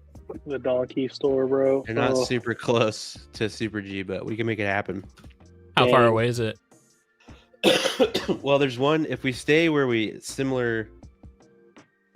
Let's see. Oh, see, there's one in SoCal. Easy. Yeah. Yeah, if we stay close to where we did last time, which I don't think we are, but Dang, They're- dude, they're I around. love that place. they're all like Same spot. What are you talking about? Yeah, West same End. spot. We need more of the sketchy. the old house, dude. I don't know if rooms. I want to go back there kind of. Just rent out the whole place. It's a good spot, man. It's great, dude. That outdoor patio, goated, amazing. Actually, yeah. We'll see. We'll figure it out. Oh, Rent out the whole Diamond. Wait, place and find all the imperfections. dude, there's a Coco Ichibanya and Diamond Jamboree. I used to go there for the 85 degrees. Jake says they're staying at the same house. Oh hell yeah! I You got can do it. I got do a it, Jake. $500 gift card for Airbnb too. Oh, wow. Oh, light work, easy. Okay, you guys. I'm gonna switch it up here. Gonna make fun of Ray's chassis, and we'll see Hell how yeah! it goes. Let's It's see it. Actually, wait. slow. I have a couple of team shout outs that I want to do at some point. I guess can I do them now? Yeah, Yeah. go for it. Yeah, bear with me. A lot of shout outs here. But obviously, first, shout out Team Establishment, the team I'm on with Adam. You know, big shout out to those Chris guys. was in the chat earlier. I don't know if he's still here. Yeah, Chris was here somewhere. Shout out to you, Chris. Shout out all the members. Aldo, he was there helping me a lot online when I first started. Justin, you know, one of the first like top drivers that I was able to drive with coming down to PDX. Obviously, Jake and the Team PDX guys too. But shout out Justin. Chris, he's one of the most passionate guys in the hobby. Like he is always there to support not only us on the team but everyone in this. And Yep. this is, you know, phenomenal. He's a great guy, great ethos to be team leader, team captain. So shout out Chris. I also want to shout out Team Spirit West. Those are my boys back home at 88RC. You know, it's good to have a group of guys where we're pushing each other and kind of like filming content for each other, helping each other grow. Shout out those guys. Shout out Team PDX. I don't know if you guys heard those guys before, Nope, but never they're- heard. They Never are heard some of the best guys. No joke. They're some of the best guys. And SCC Worlds last year, that clip you showed at the beginning, to be honest, that trip, it only happened because of Team PDX for me. So big thank you. Team 187, small team from Vegas. Those are awesome guys and awesome drivers. And yeah, really, slide lines forever, 100%. And it's big thanks to them. You know, like those guys are awesome. Legacy lives on for sure. And also I want to shout out Team Fresh Goods. They're a team here in Canada on Vancouver Island. They started here. They started with Afro, so they got the heart of Afro, you know, which is also where I started. So much love to them. They're a huge inspiration for me when I started, and they are currently on a Japan trip right now. So if you want to see more Japan content live, go check out their Instagram, Fresh Goods 250, I think. Or come back on the 24th because we're having them on the stream. Bam. Oh, There you go. Boom! Mic drop. Mic drop. Also, I have. Wait, are you done with your shout outs? Or you got one more? yeah, I got two more. Two more. Shout out my girlfriend for Yeah. Oh. spending so So much cute. time on the hobby, and shout out my mom. You know, kisses. Oh. Shout out That's Ray's adorable. mom. If we're doing shout outs, I want to do a shout out too. Do it. It's not Shout for out. anybody, but really, you know, Shout out my it's April 3rd today. So shout out to KB Ken Block. He passed away this day a couple years ago. So Yeah. Shout out to that dude. He was cool. big inspiration. The Hoonigan. All right. Let's roast Now this thing. let's roast this thing, dude. Oh yeah. Car. Let's look at my trash car. Let's Trash? check it out. Trash car. Jesus. It's all right. It's all right. That is not a cheap chassis. Like, not a cheap deck at all. What is that? Although he's doing some weird things with the battery retainer, with the Yeah, he batteries. is. Am I? Yeah, look at that. What is that? It's like Is that? Mondo. make your chassis have wings, like Red Bull Life. Oh, those are the stock shark deck. Oh, I know. Wait, is that not what I'm supposed to do? Wait, what? No, that's not what they're supposed to do. But I mean, you have the Razor chassis, so you have the different thing. What is the receiver? What is going on there? It's crooked. Oh, bro. You have wait. Is that just extra tape? You didn't like cut it? Yeah, I think so. So Jesus, I'm dude. gonna make light. I'm gonna make light of something here. If you guys can see some of that tape residue on Yeah, on the top of- trans. Yeah. Ray, can you explain that a bit? Yeah, what? Can you explain that? I used to have my the blaze cap taped there, and I don't know if the transmission gears ate it, or the grease falling out of my trans case just shot it out, or I don't know. But that's not the spot to have it. that's for sure. So it like popped off or something? It just doesn't want to stay there. Let's just say, no matter how much tape I try to put there. I bet you it's because of the heat shrink that Aki Vance uses. Like, nothing sticks to that stuff. Yeah, you're yeah, right. it's hard. Yeah, Slippery, that's it's a true. Slippery casing. but Yeah. let's clean that tape off though. Nah. It's nostalgia now. Oh, look The at gears- this! Look at this! Look at this! He's got Oh, it's yeah. just extra. What are you doing, dude? Where are you guys looking? your battery terminals. Gotta make sure them, Wow, your those motor terminals are- terminals. My bad. Yeah, my motor terminals. Oh yeah, that's a. Oh man, so I've had a lot of problems with those things popping out or touching or arcing. Yeah, let's just say it happened more than once to me. So that's just some electrical tape that Joey actually helped me put on to prevent that from happening. So Vittoria was the first one that I saw the zip tie thing on. Oh, the zip tie thing. Yeah, so it was actually it was in Japan at G Circuit. We're like trying to get laps, trying to hang out, and then my car just stops running. I'm like, oh god. And I Oh run yeah. and pick it up, and it's like my motor terminals had popped out. I'm like, okay, the quick fix is I'm just gonna zip tie it. Okay. See, one up needs to make 3mm versions so that we can stick them in the motor terminals. We'll never have that Exactly. problem ever again. Right. I think there is room for some advanced technology on connecting wires to motors in an easy, like quick disconnect way. I think the bullet plug things are decent, but there's got to be a better way. And then this red wire in the back. I assume that's for the capacitor, and it looks like you either nicked it or cut it and had to extend it. What's going on there? He cut it and had to resolder it. What's that? What's the red wire that's taped up? Did you have to like extend it or something? What's happening here? The red wire that's for your capacitor. Yeah. That's exactly what happened there. That's exactly what happened. No, actually, I don't remember. Oh, yes, I do remember. It was just a regular Acuvance ESC with the stock cap. And then one time my motor cables popped out, touched, sparked. I pressed the gas because I didn't know what the hell is happening. It sparked again, and then my cap blew.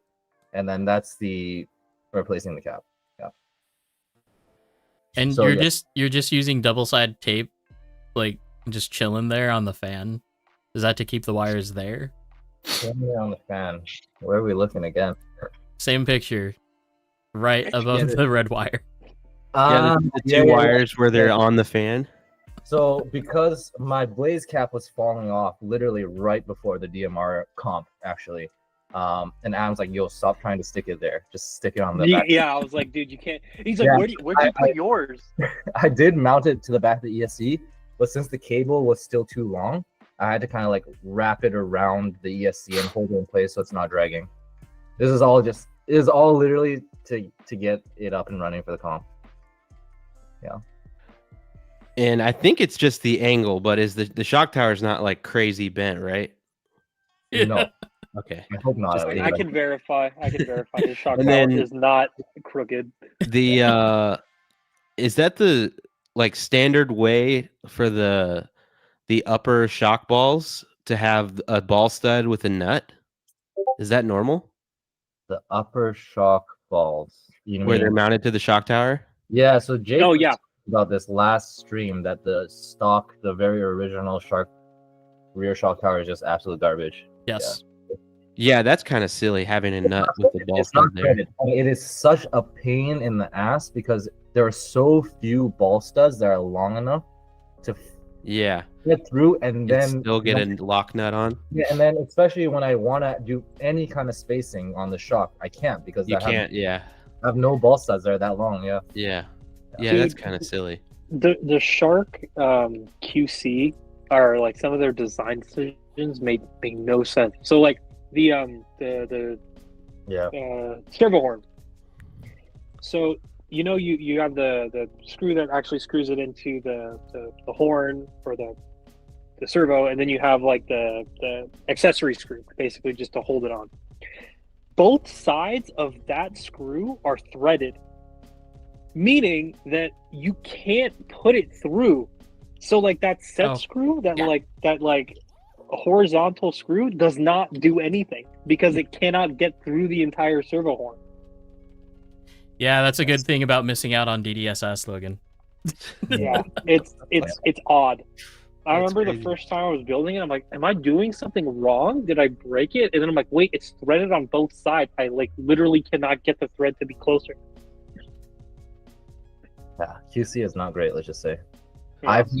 I've built another Shark before, where the transmission case, where the drive shaft goes through, was machined incorrectly, so the drive shaft actually wouldn't go through. And I literally just sat there with a metal file for like hours, sanding it to make the space. It was definitely fun. yeah. That's good fun.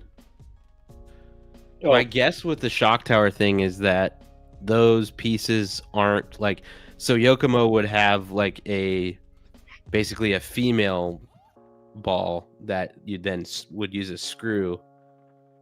You know, the ball itself acts more like a nut. And Yeah. I would guess No, those aren't off the shelf parts. Like you can't just order that from a supplier.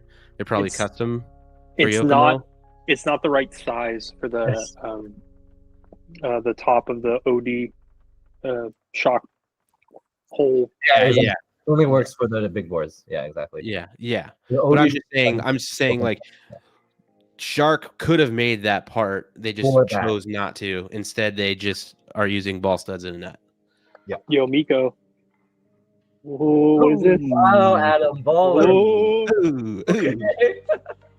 Well, don't flex on me like that, bro. yeah, okay. I needed it for a certain thing.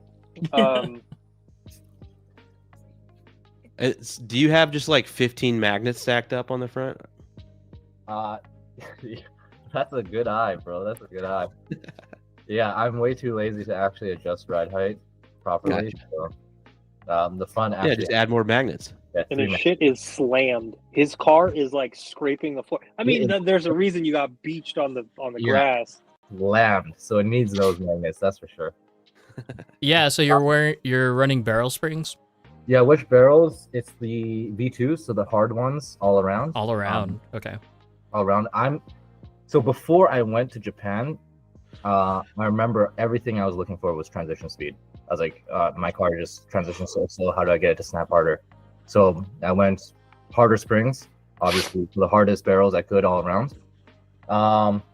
Putting them on, I don't feel like I lost anything. I don't feel like I lost much, if anything at all.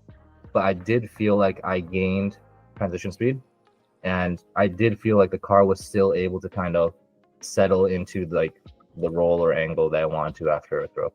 So I for me, they were a good change. They would just work. Cool. Yeah. And I followed the instructions exactly, which is 0 preload basically. Just set it so the spring touches. Yeah. Unheralded barrel part. They're carbon fiber suspension pins. Very nice. Huh. Those are good. They I are very nice. I thought Dal had them, I think. So I put them. They're on. I didn't know that was a thing. My SD2 thingamajiggy.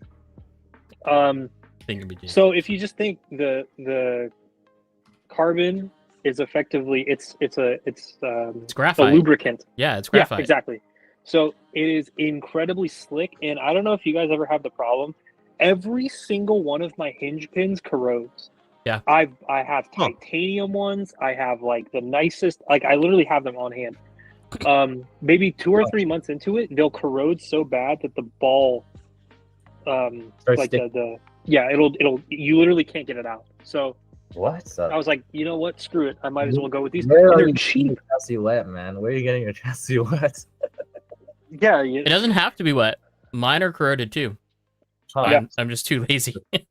yeah. It's so odd. I'm like, Yeah, that's weird. I've never had that. Yeah. here, let me. I- I never Yeah, I've had noticed. heard about these super carbon old pins. chassis. That's pretty sick.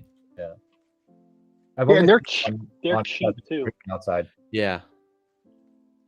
So here, this is these like- are titanium scale reflex hinge pins. Maybe like 2 months, 3 months of use. I don't know if you can see it. Ah, Hold on. Let me That's some sussy titanium. put it back. Yeah. And then so like this ball end, I literally cannot remove. I have tried to pry it off with the pliers, could do it. I don't want to share the link because then they'll go out of stock, Josh. yeah, keep it secret. Keep it secret. Don't rewind. Don't rewind the screen. Don't Google it. Don't Google carbon suspension pin. Don't do that. Yeah, well, carbon what? Barrel what? Nothing. Let me Uh, order first. I think Mitch, I see what you're doing. Mitch is asking. Oh, okay. So you saw. Never mind. Oh. So we got a RDX. Yeah, RDX. Yes, sir. That's the RDX. Oh, okay, right.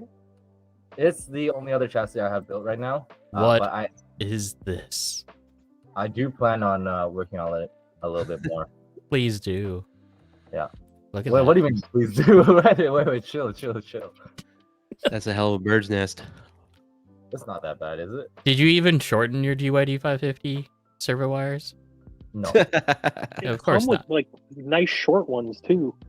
No, they don't. They're fairly long. What? I've had to half mine every single time. No. Let me see. Let me see real quick. They're like 3 inches long. I want to Yeah, say. they're maybe. short, but Oh, not like shit. super short. They're not like as short as they could be. Oh, okay. Yeah, I shortened mine. I mean, you guys want to do it for me? Then No, no. Dude, shortening JST connector seems like a nightmare. exactly. No, right? just get the right tool. If you have the crimper, It's really not that hard. it's a dream. You just have I'll- you have to have a good stripper. I'll make it known that I don't even do the soldering on my car. Shout out Chuck from Las Vegas. That's my boy. Chuck be doing well Yeah, in okay. his last competition too. Yeah, I mean, Drift 187. Damn. dude, these guys are everybody in Vegas throws down, and this is one of those things where, like, going to Japan, I was kind of ready to be humbled completely. Like, I suck. I was like, wow. Like, the first time I went there, I'm like, oh, it's like, yeah, like I'm not at this level, but I'm solid. I'm better than I thought I'd be. Yeah. But yeah, that just having that practice at home, being able to drive with like DKs is pretty sick. For sure. Are those HD3s or HD4s? They're threes because they're pokey. Yes, sir. Oh. Freeze. Poverty. Oh my, whoa. No, I'm just playing. I'm pretty sure HD4s are the same price, man. Chill. Poor. I joke because I bought a set of. I know I'm just gonna go back into my magic bag here. So these are nerds. I paid $80 for these. Oh geez. Yeah, Like that's the full set too. it's the full set with retainers, and then I bought top line, S line. These are basically TRFs but better. So These you're are like $40 a pop. you're telling me that what goes for like $400 in the States, you just got for 80. Yeah, like so this is just rears, so Okay. like 160 total. I Sure. didn't need fronts, so I was like, whatever. Yeah. So this is something else because of what we do, because it's basically Japanese based, and all these companies are Japanese based. Not only do we get the discount because our currency is stronger, but because it's manufactured in Japan, Mhm. means that it is even cheaper. I want to say on average, like the average RC drift product is maybe 50% off. So like any addiction body was $70. About to be like 80% off. I mean, No joke. so yeah, any body you can think of was like $40 to $60. Full chassis kits were like 180. Like a Golem was like 220, 240. So That's not bad. Not bad at all. HG4s were $160. So And Sounds then- like- Adam, I don't know how I feel about raw bullet battery plugs things. Yeah. What do you mean? Raw? Yeah, I think you need to get the 1-up ones. he's raw, dude. Those are raw. He's got a thing to sell Raw you. dogs Dude. on there. They're absolutely raw. You're Oh, right. that is. I don't like that. I just clicked on it. Oh, I don't like that, Ray. Why is it too raw for you? No, it's too raw. Poverty, Like I'm dude. all about raw, but dude, that's too poor. raw. That's Poor. poverty. Get you some 1-up bullets. You got the hookup. Hey, Logan, hook me up. Logan, hook me up, bro. No, buy them. Never. Never. Probably not. Hook me up with the buy link. Hook me up with the buy link. Yeah, it's called pick1up.com. Nice. That threw me off for the longest time, actually. Because, like, you would think 1-up, 1up.com. No, Yeah. pick 1-up. Pick one up.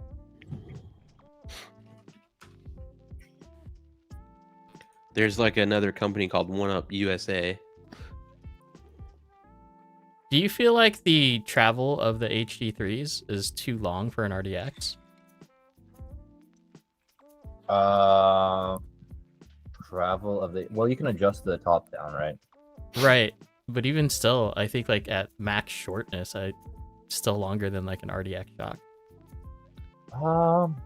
Maybe. I don't really notice a problem though. Okay. Yeah. Did you build them with mineral oil or silicon? Of course, OD oil only. Ooh. Okay. So like the bar is just like you just don't buy the bullet plugs, but you buy like the mineral oil, like Yeah. the really nice fluorescent mineral oil. Okay, where's that Modi's oil with that 6 feet? Shit, dude. I need the Modis. I need $60 overdose oil for like 1 ampule juice. Right. Which silicon? I think it's 15 all around. With stock pistons. Stock pistons, yes, I did adjust the rebound for fronts and rear is different. Front, I think, is like 4 mil rebound. Rear is 2 mil rebound. That's What big are time the stuff, stock though. pistons in a overdose shock? Well, like what size and how many holes? They're They're- quite tight. 6-hole like 0.6s Oh But- wow. But they changed it going to the HG4s though. to 0.7s. So I mean, compare that to like, dude, the top line ones that I'm gonna run. These come stock with 8-hole 1 mils. Oh geez. Yeah, so they're big. Are they like the wait, are they? Never mind. I'm thinking of a different piston. I'm thinking of the D-like pistons. The ones that are like separated. Oh, I got you. Anyway. Yeah, lots of work to be done on this, Ray. Are the Thanks, guys. are the rear shocks a different color than the fronts? Yes. The rears are actually plastic stock RDX shocks. I don't know Oh. why. Wait, Why so are you running the cheap ones in the I was like, rear? what's going on here? where's the other two HG3s? They're right here. He's so saving them. so there's literally no reason why they're not in the car. I am building a GOM, so that is coming. Oh, I see. That Oh, is coming. so is the RDX gonna go away then? No, the RDX is probably gonna get. I'm still deciding, but probably TRS. Okay. Probably TRS. Did anyone pick up a Yokomo set of the RCR UC dampers? No, I wish I would have waited though. Why? No, I don't think so. I think you did yourself right. Yeah, I guess the shaft guides are way better Yeah. on the RFs. Facts. Yeah, I mean, dude, but sometimes you got to be down with a little shaft play. But you know, it is what it is. Okay, chill, bro. I'm always down with shaft play. Chill, Yeah. chill, bro. Chill. That's why I don't buy the TN Racing retainers, dude. No, not at all. No, I don't think I've ever run them. Because you can't find them, bro. It's because you can't find them. Dude, I saw like 12 of them, and then I thought, yeah, I made it this far. Dow, don't do that because the axons are a different diameter than Yokomo big bores. Yeah, don't do So- that. This was something that broke my brain the first time I went to Super Rajicon, which is like their big store in Akihabara. Everything you just grab, like you don't have to talk to anybody.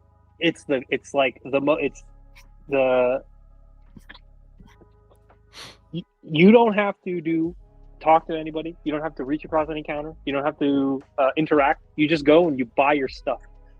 So like, What is this antisocial, Logan? What oh is it? dude, it's amazing. Dude, I'm down for that. Japan, I'm so great down for for that. antisocial. I went like 2 whole days without talking to anybody, and it was amazing. You sent me. It's also like Yeah, except for Ray. Yeah, it's just annoying sometimes when you just want to browse and you can't really see everything.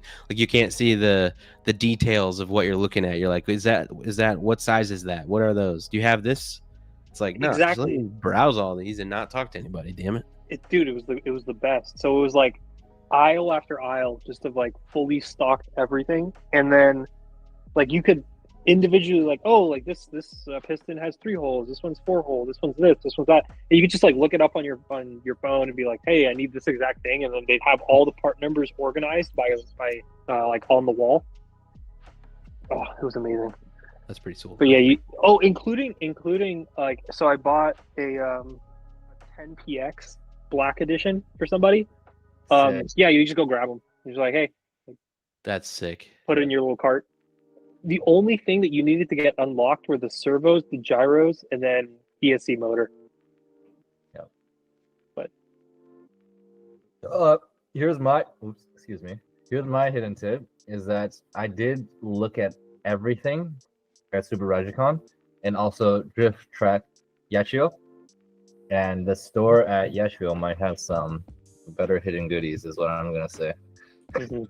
Agreed. Better hidden goodies. And Oh, go check hidden it out. hidden goodies. Yeah, check it out. because Super Rajicon sells stuff online, right? So the more difficult to find things are more likely to be gone there, is what I found. And Drift Track Ichio, which is the dedicated kind of shop for Junta's Track in Ichio, they had a lot of stuff that I did not expect them to have. Yeah. Sick. Yeah. Sorry, I'm putting together Dow's UC Big Bore Axon thing. Example, please. Sorry, Hector. Too late. Okay. I'll try to give. Oh, perfect. Your top line deck. Your 2-piece rear bulkhead. Both of my S lines I bought all from Yachio. Yeah. So like Legendary. yeah. Oh, and the owner, super nice guy. Like he was like, so where are you from? I'm like, oh, Las Vegas. And he goes, Las Vegas. He's like, you're a rich man. I'm like, no. I'm like, no. So random. I'm a student, dude. This No. is where Buy more. dude, it was so fun. But honestly, like, I really didn't expect all the locals to be as stoked that we were there as they really were. That's Like, cool. All the pro drive, like the top line drivers, Ryoya, D10, the Rev D drivers, like, you know, Mochi, like all these dudes, they took time out of their day to come drive with us, to like talk to us about their car. I drove D10's RCDC car from last year. Like they were, and I mean, we both drove Mochi's car. It's, I don't know, it was really cool that they were just like stoked that we were there. Yeah, you know how like when we get visitors from Japan come visit our tracks, and then we're so pumped, and then we're all trying to get like track time, lap time with them. We're all trying to check. It was like that, you know what I mean, when we went, which is really cool. It was really sick. Yeah. It's funny how that goes. We don't really expect that to go both ways. Exactly. But it does. Exactly. Yeah. Yeah. We have more cars to roast. Oh, we have actually quite a few of them. Maybe not mine anymore. Yeah, not yours anymore. Kidding, guys. Yeah. I think we got you pretty good, dude. I appreciate you for sending us pictures that were actually roastable. That was light. That was light roasting, man. That was light roasting. It kind of what? Oh no, I don't know. I'm gonna go hard on whoever's left in my rig. So what we got? We got a GS2 here. Wait, are we going in chronological order here, or I'm trying to. You gotta go. Yeah, you gotta go up from your post. Okay. I see. I see. Wait, give me 1 second. Let me grab a drink as well. Load them up. That's my boy Galen though. That's a pretty good car. I drove that. Surprisingly good. I think Josh set up that DDSS on there. Wow, surprisingly good steering, because the stock steering sucked. But yeah, yeah. Kirby. Okay. Got the So UCs like on there. yeah, the Tamiya TRF UCs. Logan looks similar, huh? Yeah.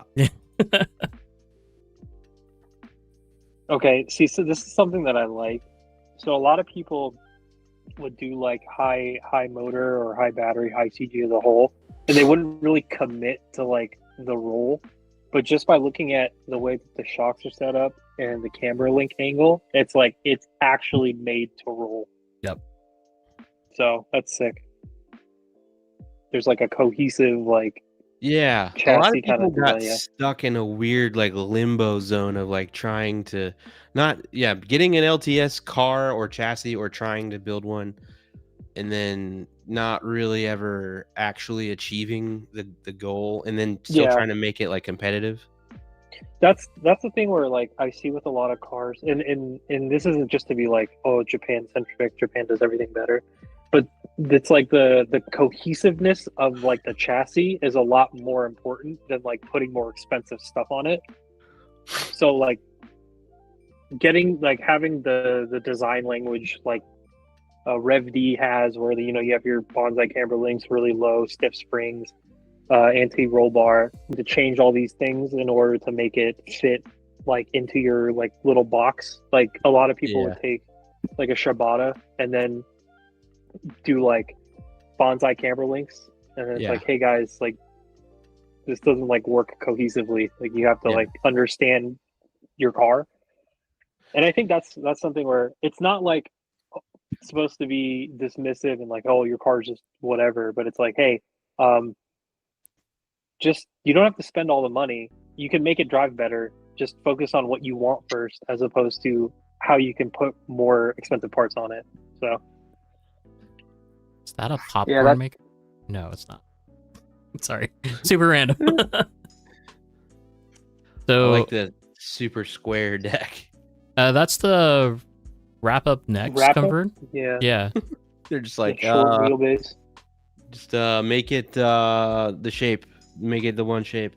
Well, it's also the VX stock 0, I think is what they call it. Is what he has on there. That thing's sick, dude. I want like a full wrap up car just to with the VX with like the servo. It's pretty dope.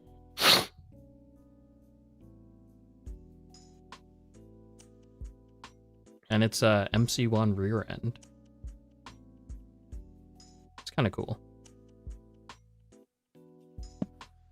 Oh, it's got the wrap up arms. That's like a full wrap up car. That's sick. All right, I'm back. I'm ready to roast. DJ, you posting your gum up too, or what? With the little wheels and tires. You posting your gum? You're speaking to the MST god right now. You don't talk to him that way, Ray. I know you're right. You're right. He's got bragging rights on you now. You're right.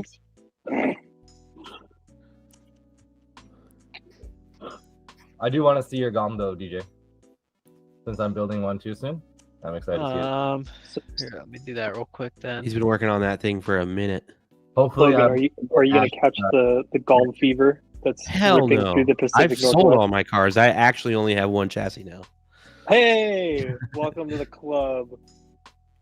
Well, I mean, you only had 2, right? And then you just had a spare. I don't know. I had 3, yeah, and I only have 1 now. All right, I'm posting mine in the roast my rig right now. There you go. Peep it. Let's see. nice. But these boys have been fiending, dude. They've been going crazy. I think only me and Kenny don't have GOMs yet in our team. Yeah. And I think, well, what about Austin? Oh yeah. Oh, Well, yeah. yeah. Yo, He already had a GOM and sold a GOM, so that doesn't really count to me. I bet you Hey, if Austin started off with a new GOM, his feelings probably would have been different. What are we looking at? whose GR do you think this is? Wait, hold Posted on. by Josh. How do I tell which picture? Oh, wait, what? No, you're moving too fast, Adam. H. What are you talking about? We're still on the. I'm on Dow's yeah. GOM I right thought now. we Oh, okay. We're going through all of it. Hell yeah. Okay. We're going I'm way down. too fast, Adam H. Okay, Ray. Ray, I can't even say anything. Ray. This is Ray. What? I'm just trying to clarify. Okay, So- now, why is that slanted over there? That's cap. for The effect. blaze, Oh, yeah, dude, what the hell? because the wires don't reach any farther than that. Is it to look cool or something, or what? Starting off strong. Okay, here we go. Dude, wait, this is so ungomly. Mismatching battery tray. No, So ungomly. that's You know, fine. the Golm is the only car where people are like, if you don't have a full option, you're not cool. Wait, Yeah. what? Or it's like it's Dow. open progress. I disagree with that. What is What? this? I don't like the verbiage where it's like, oh, when are you gonna go full option? It's like, no, you can just run it plastic, man. Do whatever you want to do. It is funny. Like the concept of not eventually trying to make it full option is just totally Foreign. no. Like, yeah, yeah, it's like, not a like, thing.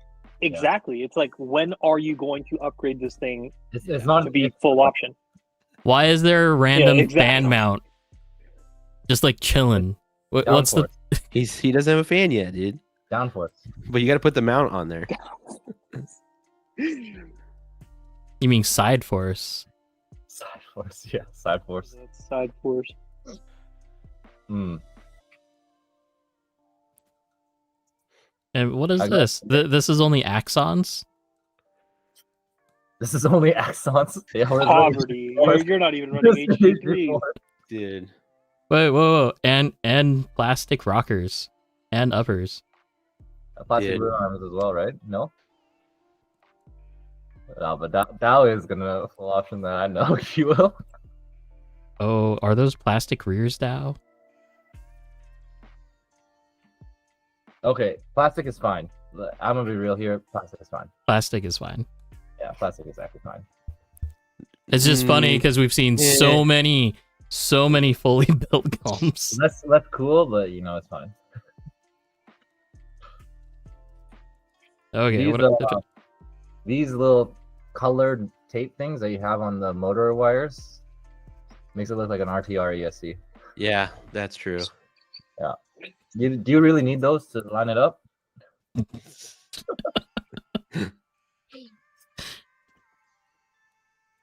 Oh, dude, wait. The like the colors. I still have those.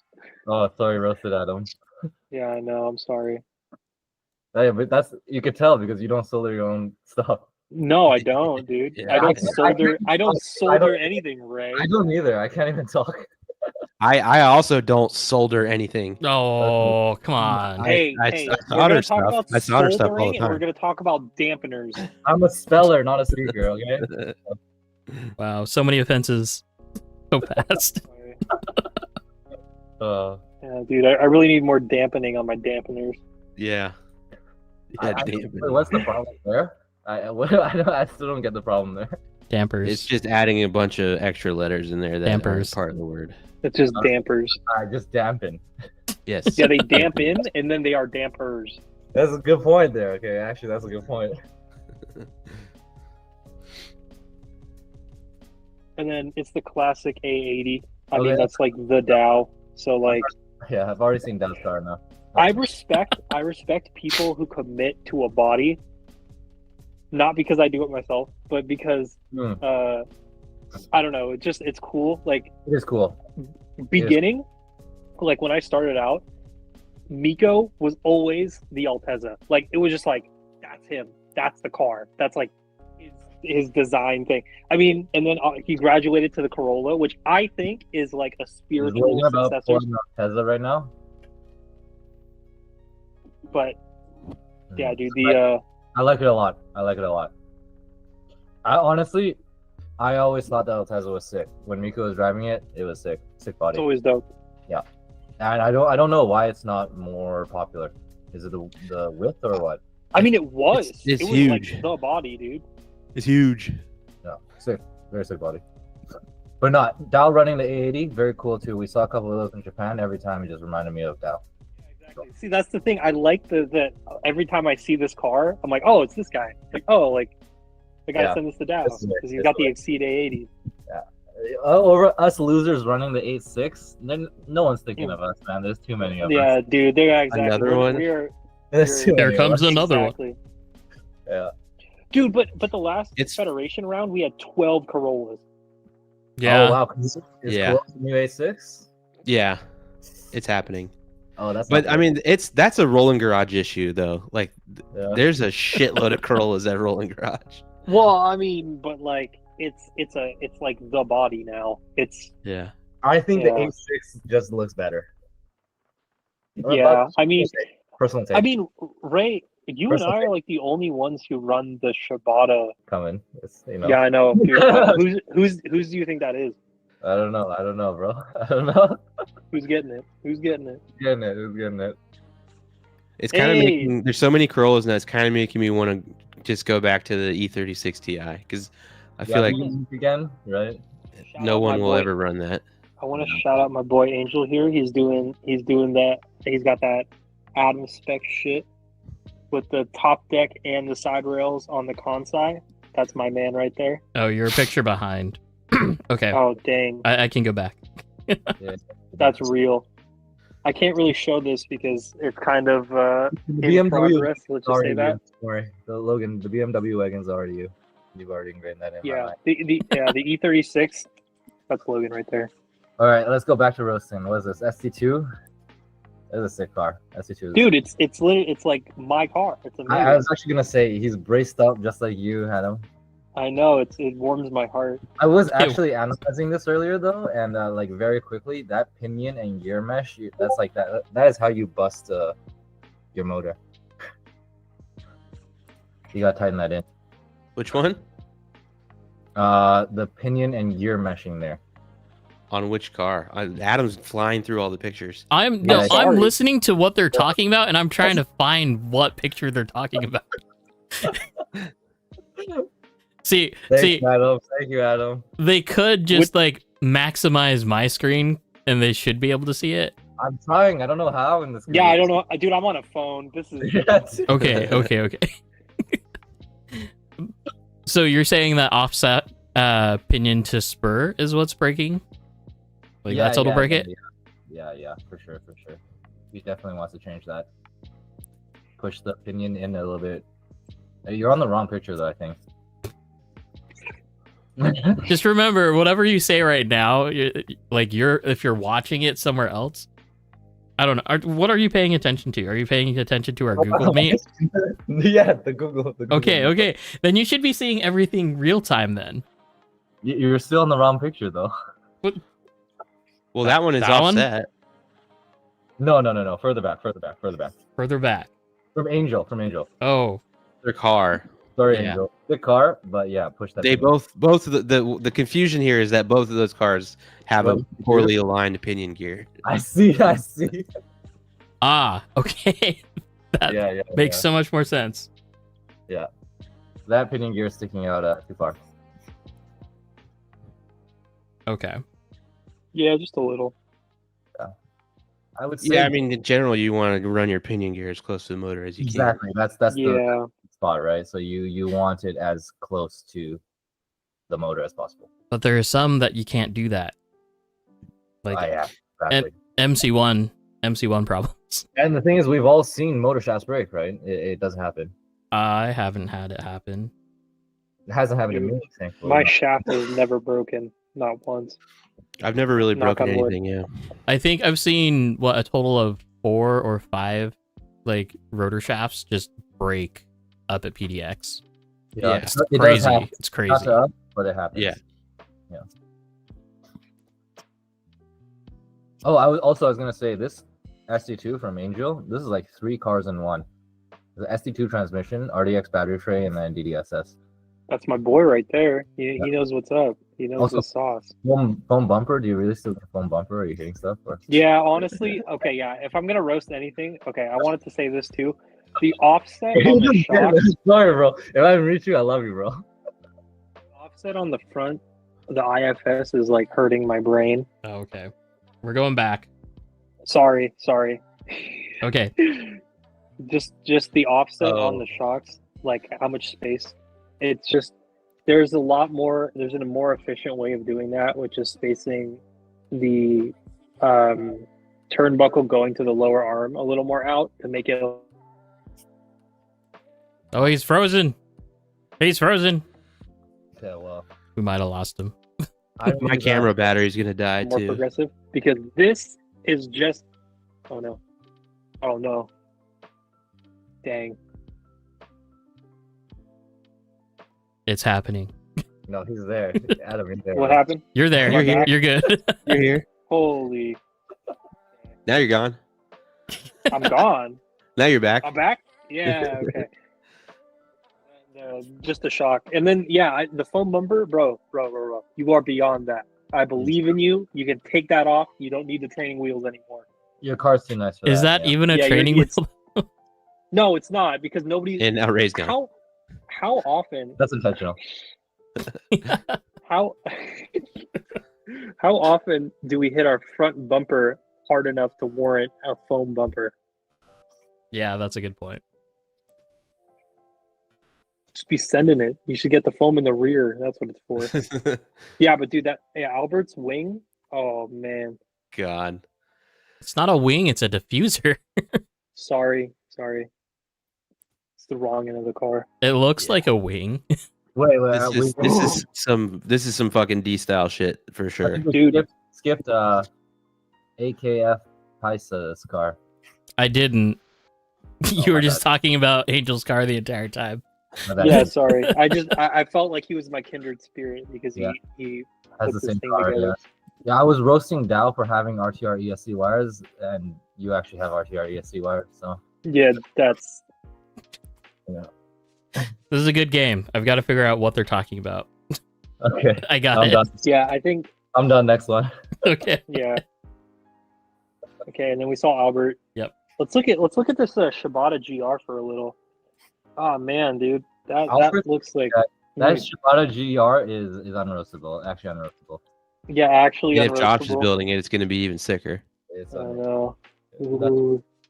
Nothing to say other than amazing. The detail to the teardrop. Like, I'm The pumped. teardrop, yeah, exactly. That shaved thing. Pumped to see the final product. I'm Oh. happy to finally see it, like, not in a livery form. Like, because every single picture that I've seen of this has been with a livery on it. And it hides so much of the body. The This GR. is this is the old one. This is the old one.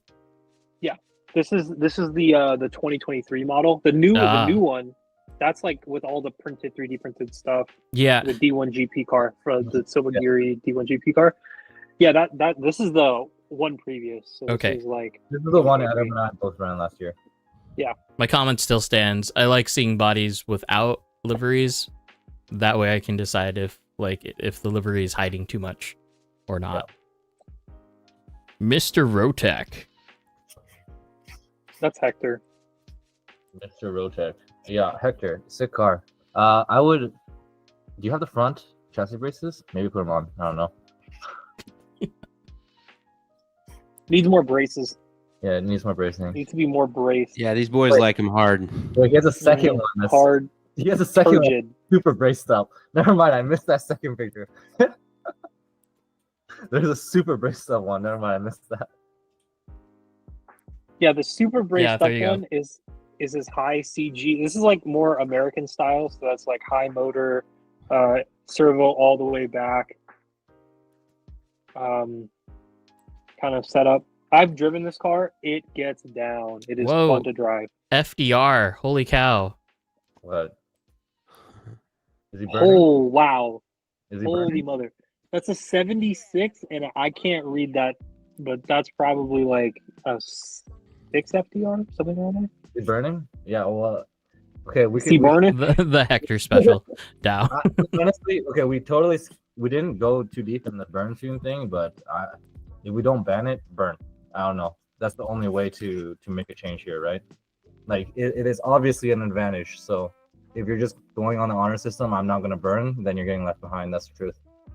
I Well, don't know. and like you were saying earlier, the FDR and the motor limit, right? Yes, exactly. So either we and NA understand that burning is a thing and that's gonna happen, or we fully ban it. Yeah, it's way too difficult to be like, oh, do your honor system, check your tires, make sure it's not heating up too much, right? I don't know. There's too Yeah, much trust in that. I'm down if we're on Japanese tile because the Japanese guys are on it and we're using their tuning style and we're doing these things in order to emulate what they're doing, then we should kind of implement what they are already doing in their comps, which is, hey, don't do burn tunes. So I don't know. I mean, that's my 2 cents. They kind of soft banned it at this point, and they're trying to just let it ride. So we'll see how that works out. Yeah, I mean, I'm all for the blanket ban, like, hey, you can't do over or under like a 5 FDR or something. Hector Yeah. says 6.9. 69. The thing is, I have a low FDR, but I don't have high wheel speed.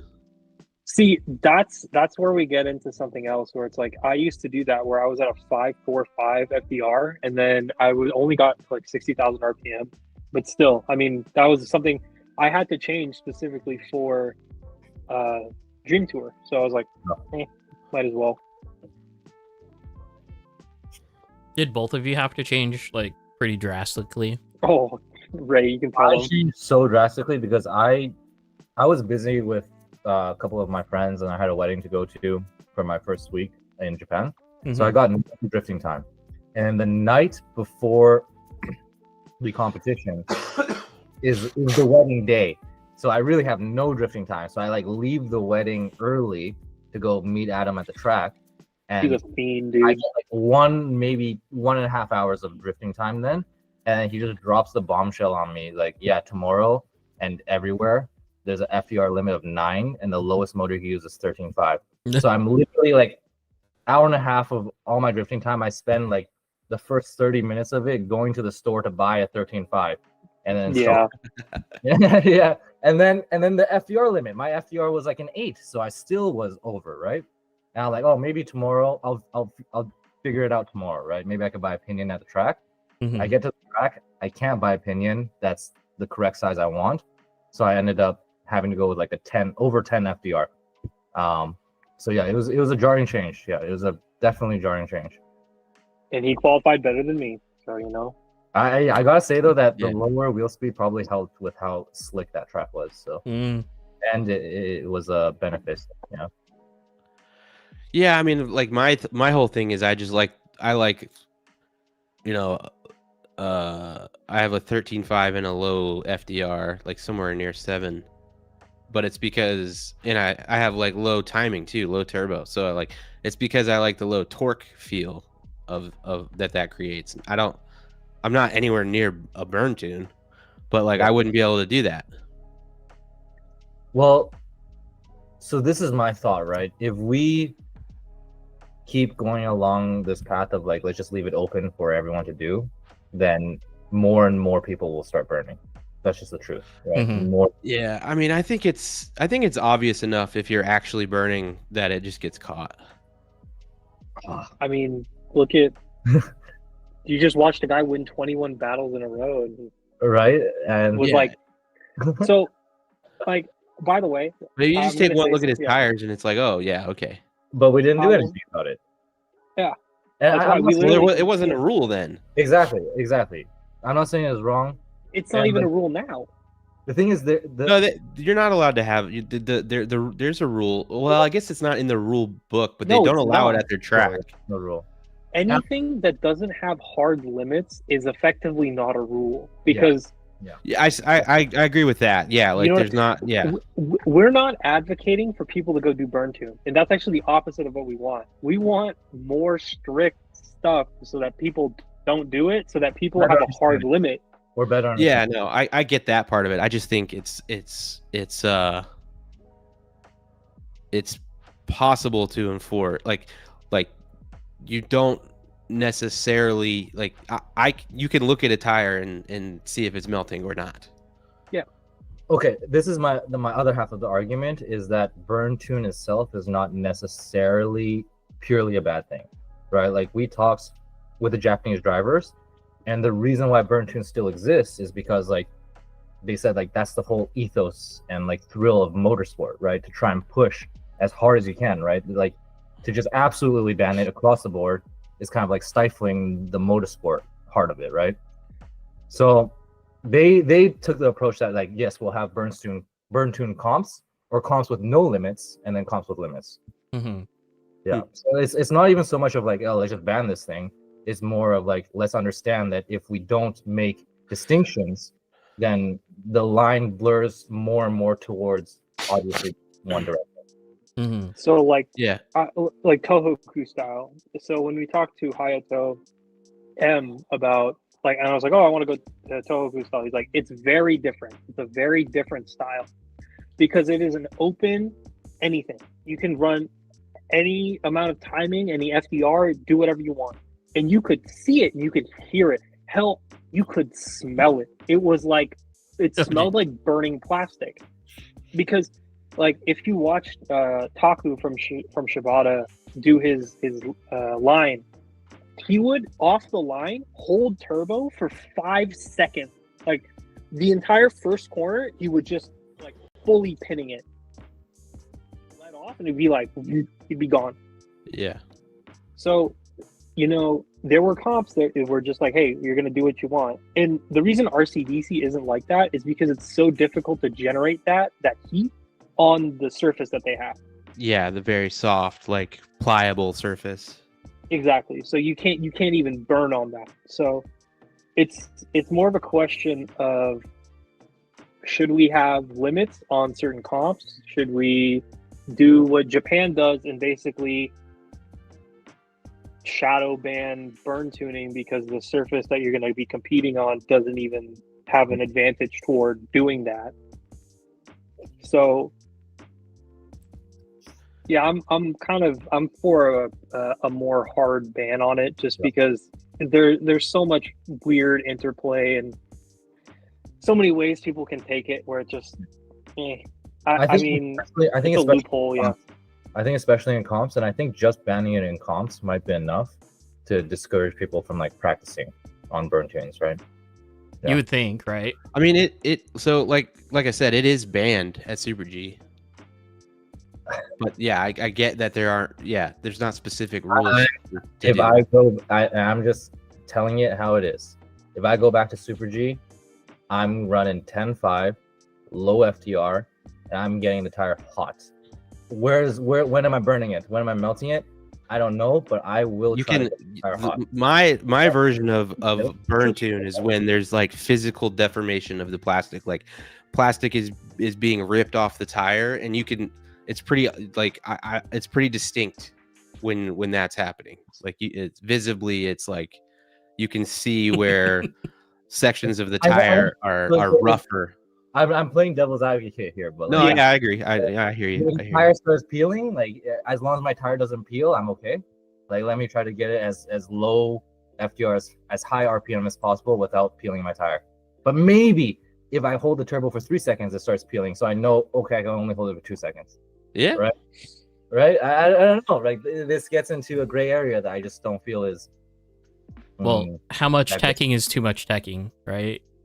Yes. Yeah. Because how often are you gonna have to check the car every single time? This is another very important detail. Ray, how did they check your FDR? They didn't. They did not check anything. It was all honor system. Yeah. All honor system. And the way that they compete, the way that they drive is very like, there are no weird things that happen. Everybody drives the most honest line they can as fast as they possibly can. There's no like weird, like trying to close the door on you or brake check or anything. Like that doesn't even exist. Yeah. Until you guys came into the mix. And you're like, here I come. But I mean, it was refreshing to be like, well, I can just chase this guy and he's not going to try to like do something to make me hit him. Mm. Yeah. Which I think we can all have, some kind of experience with, where it's just kind of like, yeah, this is kind of odd. But I mean, it's honor system, so yeah. It's still honor system, yeah. Even if you have an FDR limit, it's still honor system. Like, and I wouldn't put it past people to like mess with the gearing and the transmission too. Like, so exactly. So it's still like it's still not a perfect measurement there. And the way we've talked about this so many times, but really I think the way to do it is just have, so much like FD has they have a like for how wide of a tire you can run is based on the weight of your car. So, but at certain weights you can run this wide of a tire. At certain weights you have to go narrower and narrower as you get heavier and heavier.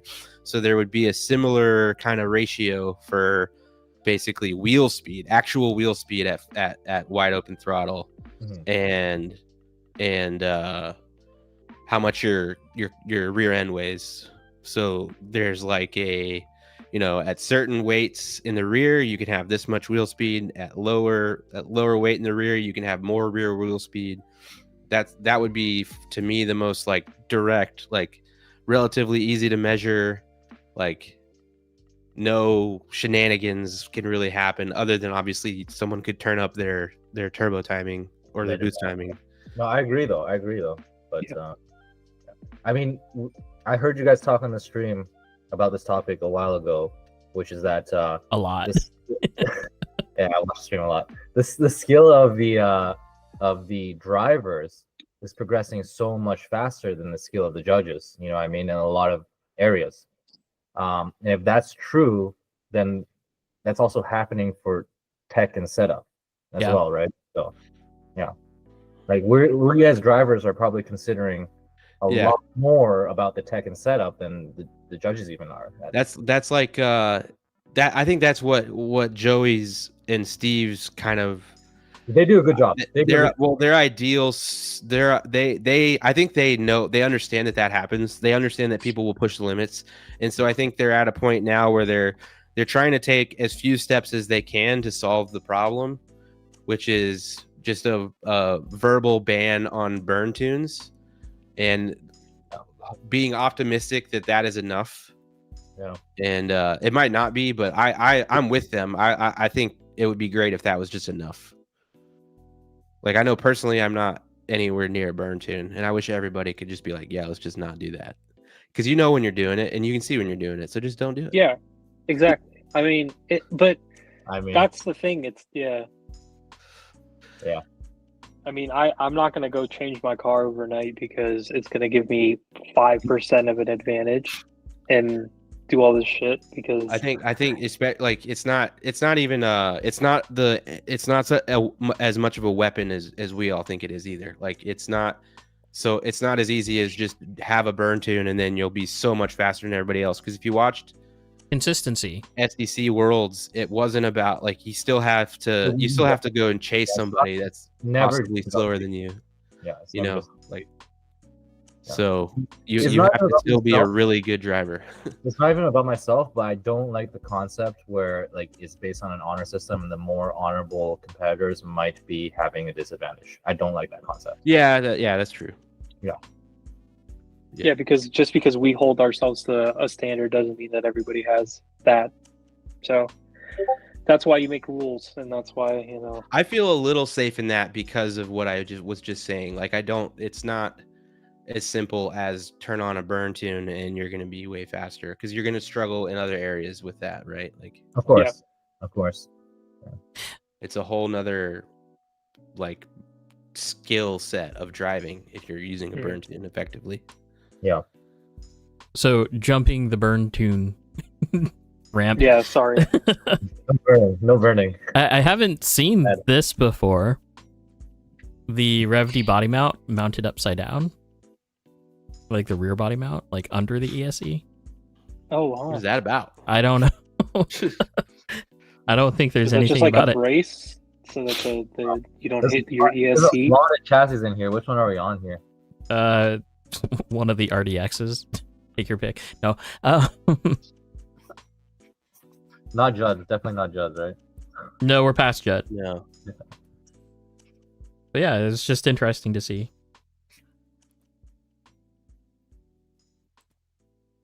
Okay, almost to the end. Oh, technically, Ray, you were supposed to roast this one. Okay, which one? From Noble. See, that's a good RDX. I'm not gonna lie, that's a good one. Yeah, you could use the front brace, I guess. But that guy's burning for sure, bro. I'm not lying. That guy's burning for sure. That looks pretty burny to me. Yeah, that guy's. I drove it. That guy's burning for sure. Yeah. Oh, helps with mounting the GR86 is what he said. Yeah, I feel that the 86 bodies are not easy to mount. I feel They're very low slung. The chassis is in the way. Yeah. Yeah. Motor sometimes hits it too. Yeah. Hey, what's up with Judd getting a TDP? I don't know He's got how it. or when he wound up with that, but I wish him the best of luck with it. Damn, roasted. I mean, he said Ooh, he says it that rips. was like a very soft. That was a very soft roast. I mean, That's as long as you're happy when you. The first see your time I friend saw dating this somebody. chassis when we went to Rolling Garage the first night and Jordan was driving it, I was like, whoa, that's crazy. It's so cool. But then like as I've evolved, it's just kind of like, yeah, that's the opposite of what I would ever want. So, like, I think, I go back to it, but the thing that I really has changed a lot of the way that I look at car setup. This whole thing is like counter to your entire paradigm. Dude, my paradigm was shifted again when I went to Japan and I saw the simplest car wins. Yeah. The simpler the car, the less like random adjustment you have to do or anything, the better you know it, and then the better you drive. Fewer variables. Exactly. And I'm like, I always talked about having fewer variables, and then I went to Japan and realized that they were removing variables that I didn't even consider. And then like I'm coming home and my whole new setup is that, because I just want to see how far I can get setting up like that, as opposed to my previous frame of reference of fewer variables. But yeah, like the front bulkhead moving, the upper arms being on ball cups. I mean, I get Galms or like that. I just hate it. I don't like it. Hinge pins. Hayato killed it with the hinge pins.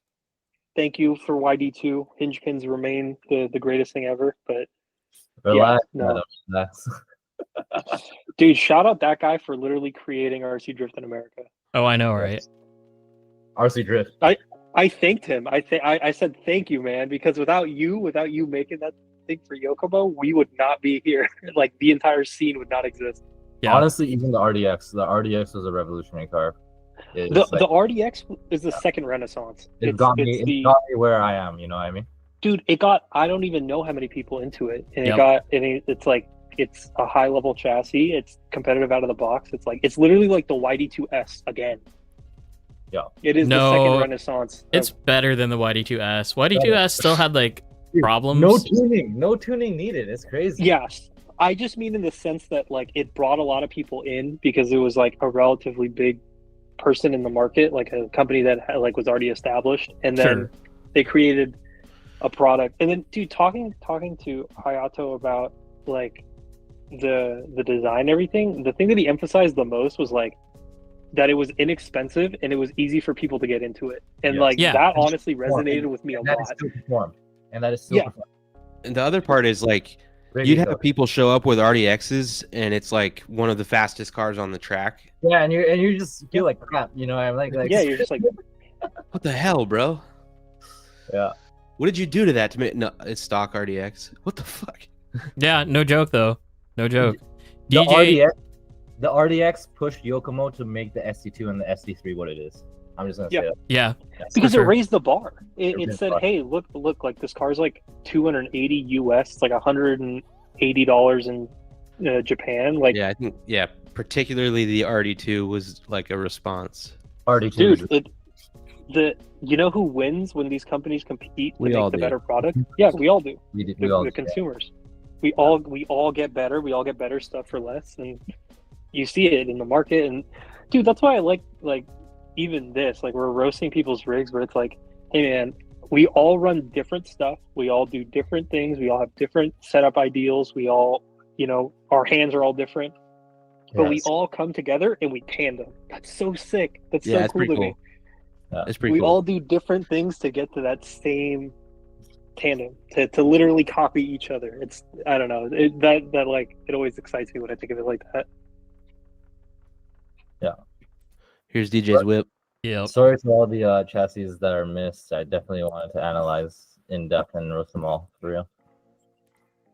DJ, you're still missing the rockers? No. I have them right here. Oh dang, that's like full You option. just need option. You just need the post It for is. them, which James should be DJ? getting for me. He's been going hard pretty much since He we has got been back going from hard. Worlds. Wait, Holy DJ, are you RR? Type 3 arms. Are you RR? Rear mount? Yes. Yeah, I'm rear motor right now. Ideally, I'd like to get the multi-purpose bulkhead, which I did just see that they're going to be restocking on. So I need to hit someone up to find those, because I don't know where I'm going to buy it from. Me and you same boat, bro. Dang. So if anyone knows a spot to get some OD parts, pre-order. Before the stream ends, though, I do want to take a moment to. Are we still roasting raves, actually? I'm just going through them. He's gonna have a tender sentiment, but he needs to get all the vitriol out first. Back to my shout outs again. Oh my Shout out. god, dude! More shout outs. Shout out to shout outs. Shout out to Yeah, out shout out, to yeah, the shout out to my relationship. shout outs. shout out to cheersing with the boys. We're always sending Ray videos of us cheersing when we're out and about. That's a good one. Cheers, boys. Oh my gosh. You guys. What's up? Oh, guys. what the fuck is Whoa. that, dude? Holy What are mother- those? Yo, Like, we have a Dean's Club thing going on, but Wow. Molex, man. Wow. Dude, like That's crazy, The dude. Molex and then Tamiya connectors, dude. Oh my god. Why? What possible reason? There's like a 40% power loss just in like this one connector. Holy. Does it get hot? I'd Ye- imagine it gets hot. I bet It it has gets to. hot. Yeah. Oh my god. I love like so we got nice, shielded, sleeved motor cables. Looks amazing. That and are that's covered the with end heat of shrink. our wiring prowess. Then Yeah, we're going covered in- straight Molex. Yeah, that's crazy because like it's like super expert, perfect braided to heat shrink, and then it's the Tamiya connector. And That is and the colored wires. They are orange, yellow, and blue under the the shielding. Yeah. But Oh I call that minor. They're hiding Okay. yeah, that's not bad. I can't even be mad at that. Just for the heat the sheath on it looks Yeah. nice. But man, that Molex. That's That Molex crazy, is- dude. That's wild. That's crazy. Who is PDX Hawk? Dude, shout out that body though. That body is hot. I don't know. Which one are you talking Fused about? RC Hollow. Oh, the fused RC. So on the This one. RJ, yeah. That body's hot. I like that. PX Hawk. Shout out that fused RC. Fused RC making some amazing liveries. I'm rocking his stuff on my comp car right now. Nice. Hit him up. His hollow goes absolutely stupid. We love a reliable livery maker. Oh, 100%. Do we know who Quality. PDX Hawk is, Logan? No idea. He's got that Sorry. Hikaru like sunk in rear end. That's at our track, but yeah, I'm not too familiar. Is it the guy that has the R34, like the weight shift one? Sick though. Forget his name. White on white. I like it. Snowdrift Oh, there's a- RC. He's a new guy. I don't even know that body. I He's think I- new. Shout out that guy for Yeah, putting up his car. To you for being new. Oh, Michael, you Yeah, man. Yeah. We're Right on. glad to have you. Yeah. Now let me roast your car. Oh, nice. Somebody at Oh. Tandem. Forward mount ESC Ah. on an SD2 is an Cool. interesting decision. He's got the black button purple Reeboks too. Very cool. Dude, we were like fiending over who had what color button and Yeah. thing with the Reeboks. It's like, oh, this is the blue button. It's like, oh, he has the red button. the dust resistant button. Yeah, the dust resistant. The black button is definitely sickest. Yeah, this guy has the same bullet connector as I do. Roast him. What are you talking What? about? Same battery. Oh yeah, he's raw. He went raw. He's raw dogging yeah, He's raw dogging. with the color sleeves on there. yeah. Oh yeah, he's gross. Who is this, Is it- DJ? Who would do such a thing? Oh, I know who it is. Shoot. What's his name? Isn't it Yogi? Yogi? Yeah. Yogi. The purple one. Yeah. Yeah. Also, I love the high quality photos. Very appreciated. Yeah. Nice car, Yogi. It's a nice car. Yeah, he had his camera with him the whole entire time too. He gets down, Yeah, he was doing a lot drive. of pictures. He was driving. takes a pictures. well- Should have yeah. some POV footage from our Well trip. put together car. I don't think there's really much to roast here. I feel bad Nice. because every time I got on the track and he had that on, I was driving like crap. And I was just like, dang it. The bullet plugs. Versus bullet plugs. All right, you guys, that is the end of roast my rig. Nice. We got a bit We sidetracked. went through it. We Yeah, went through it, so though. I think I had most of it, I guess. Oh, there's Snow. There's Yogi. He's in the chat. What up, dude? Yeah, hell yeah, Hector. I'll see you there. Yeah, dude. Oh wait, can I say it or is No, that? don't. Okay. No. Well, whatever the name of Soon. the new event, the event that was formerly named Drift to Death, definitely like A+ event. Anybody who can make it out. The last year, I mean, even on short notice, on half the crew being in SoCal, amazing time. I wholeheartedly recommend make the time, come out. It's so much fun. Yeah, it's August 8th through the 10th. That is what set is- in stone. Miko, you're coming? He is. That means you're gonna be on the show. Until Miko, they announce dude, Rev that's D why for 2025 on August 8th. Miko's coming. You just need to bring the entire setup, and you have to interview Miko at the track. It has to happen. Oh no, that's bring been it on. agreed on for a while now. Yeah, That that's was like the the whole plan. He said he would stipulation. do it live.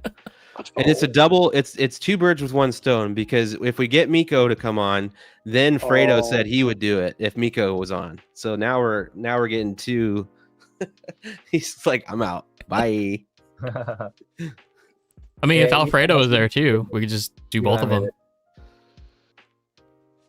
Anyway, Mitch, you guys need to come up here and buy a cooler and then leave it here so that we have a cooler. Yeah, we like Yeah, just we like a definitely need a cooler at the track. Yeah. There was crabs in our cooler the other day. what? Yeah. Man, that's I'm a excited legit to see- statement, right? Like, you're not lying. I'm not lying. Mitch sent me a video. He walked over to our cooler and opened it, and there was crabs in there.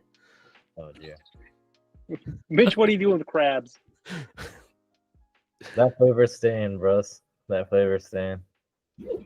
Hell, Mitch is studying crabs. It's some new gyro technology.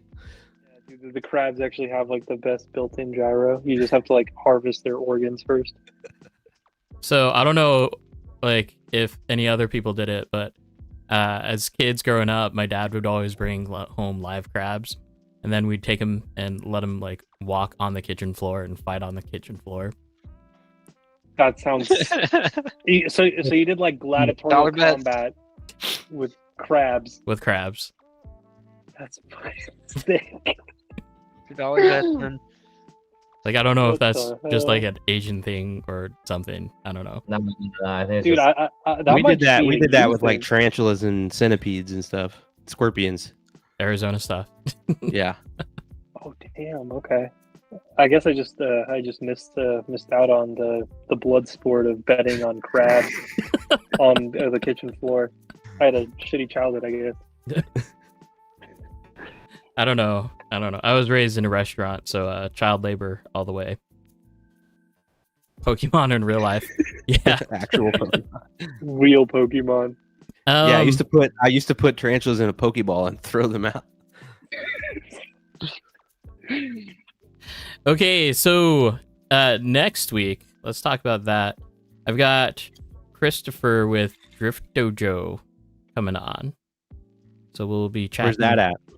I forget. I don't mean Cool, to we'll find forget, out but next there's so week. many people. But yeah, we'll find out soon enough. Should be a good one. Someone new, someone fresh. Yeah. Then the 17th, we got Brock Leach and Scott, his teammate. 24th, Kari with Fresh oh, hell Goods. yeah. And then so this one was funny because like he introduced himself like so formally, like via Instagram. It was pretty cool. Nice. To May 1st, you just scheduled this one, Logan. Yes, sir. Team Heartbreak. Team Heartbreak. Nice. Let's go. I will be in the chat spamming shit for that one. It's gonna be Jordan, Hector, and Josh, I believe. Right. Dude, that's gonna be a fun one. And then we're skipping all the way to May 25th. just because the other weeks are empty right now. Joseph Durkee. Durkee. Ooh, Durkee. damn! I'm surprised it took this long to get Durkee on there. Dirk is His awesome. car. Yeah, his- he said he had moved or something earlier this year, so we were waiting a little bit. Dude, you get him to send pictures of his IRL car. That Yeah, I thing will. is Yeah, this is absolutely sick. insane. Oh, wait, and it has a weld engine cover on the 1J. It's fucking sick. He's kind of one-upped all the RC guys on weld overdose parts. Oh yeah, dude, he has the engine cover for a 1J. That's like a fuck you to everybody else. Oh, dude. geez. That's insane. Okay, you guys. Actually, wait. But before we go, More shout outs. yeah, I want to shout out my home track, 88 RC. If you're in Vancouver, Canada, and you're watching this and you want to drift or whatever, just Google RC drift track and look at 88 RC. Go there, check out the track, buy your stuff there. He can get you set up. The owner's name is Aiden. He can get you set up with a full setup. Go check it out. Definitely go do that. If you're in Oregon, Portland, you already know Team PDX. You already heard of them. Go to Drift PDX. Check out the spot. Go buy your chassis there. If you're watching this and you're thinking about it, yeah, they will help you out. Trust me, they will take care of you. If you're in Vegas, you got some of the best drivers in all of the US. Go to R3 Hobbies. Hit it up. Go there and check out the drivers. Even if you're just watching. Even if you're just watching them drive, go there. Yeah, if you go there and watch, just know that it doesn't always look like that. Yeah. If you guys want to shout out your home tracks a little bit, I feel like definitely go for it. Yeah, for sure. I feel like you already did it, Ray. Like you did Yeah, it for you just- everybody. You just took all my thunder, bro. Great places. Great places. Yeah, yeah. Thanks for having us on. For everyone that's wondering, Ray was apparently a little bit nervous to be on the show, and look at him now. Yeah, dude. All the call He's a outs, shout out man. all the Actually, like, wait, on chill, top of the chill. chat. Adam, shout out to you, Adam, bro, because I've watched this stream since the first episode, and I've watched every single episode. And like this stream, I watched it through from when I first started drifting. Like I looked up you guys, you know what I mean? So it's super sick to be here, you know, chatting with you guys now. Logan too, you know, I've seen you on the stream for You've seen more episodes than I have. yeah. for sure. I'm over here chilling, you know what I mean? And Logan, awesome to have you, like, see you so much on the stream, and awesome to have you as a friend too. So like, really great. And You the too, stream, the stream, like, honestly, probably got a lot more guys than you guys realize into the hobby, for real. Cool. Straight up. Seriously. That's good. That's good to hear. Yeah. I like what we're doing. All right, you guys. So Adam, Ray, stay on. We're gonna do the normal Mhm. thing. Okay. Yes. Yep. You guys that are watching, thanks for watching. Thanks for tuning in. It's always fun to come and hang out with you guys. If you made it this far, like, share, subscribe, do that YouTube thing that we never really do anything with. Yeah, like it. But we'll be here next week. So I'm gonna press the button Sure. later. Peace. Peace.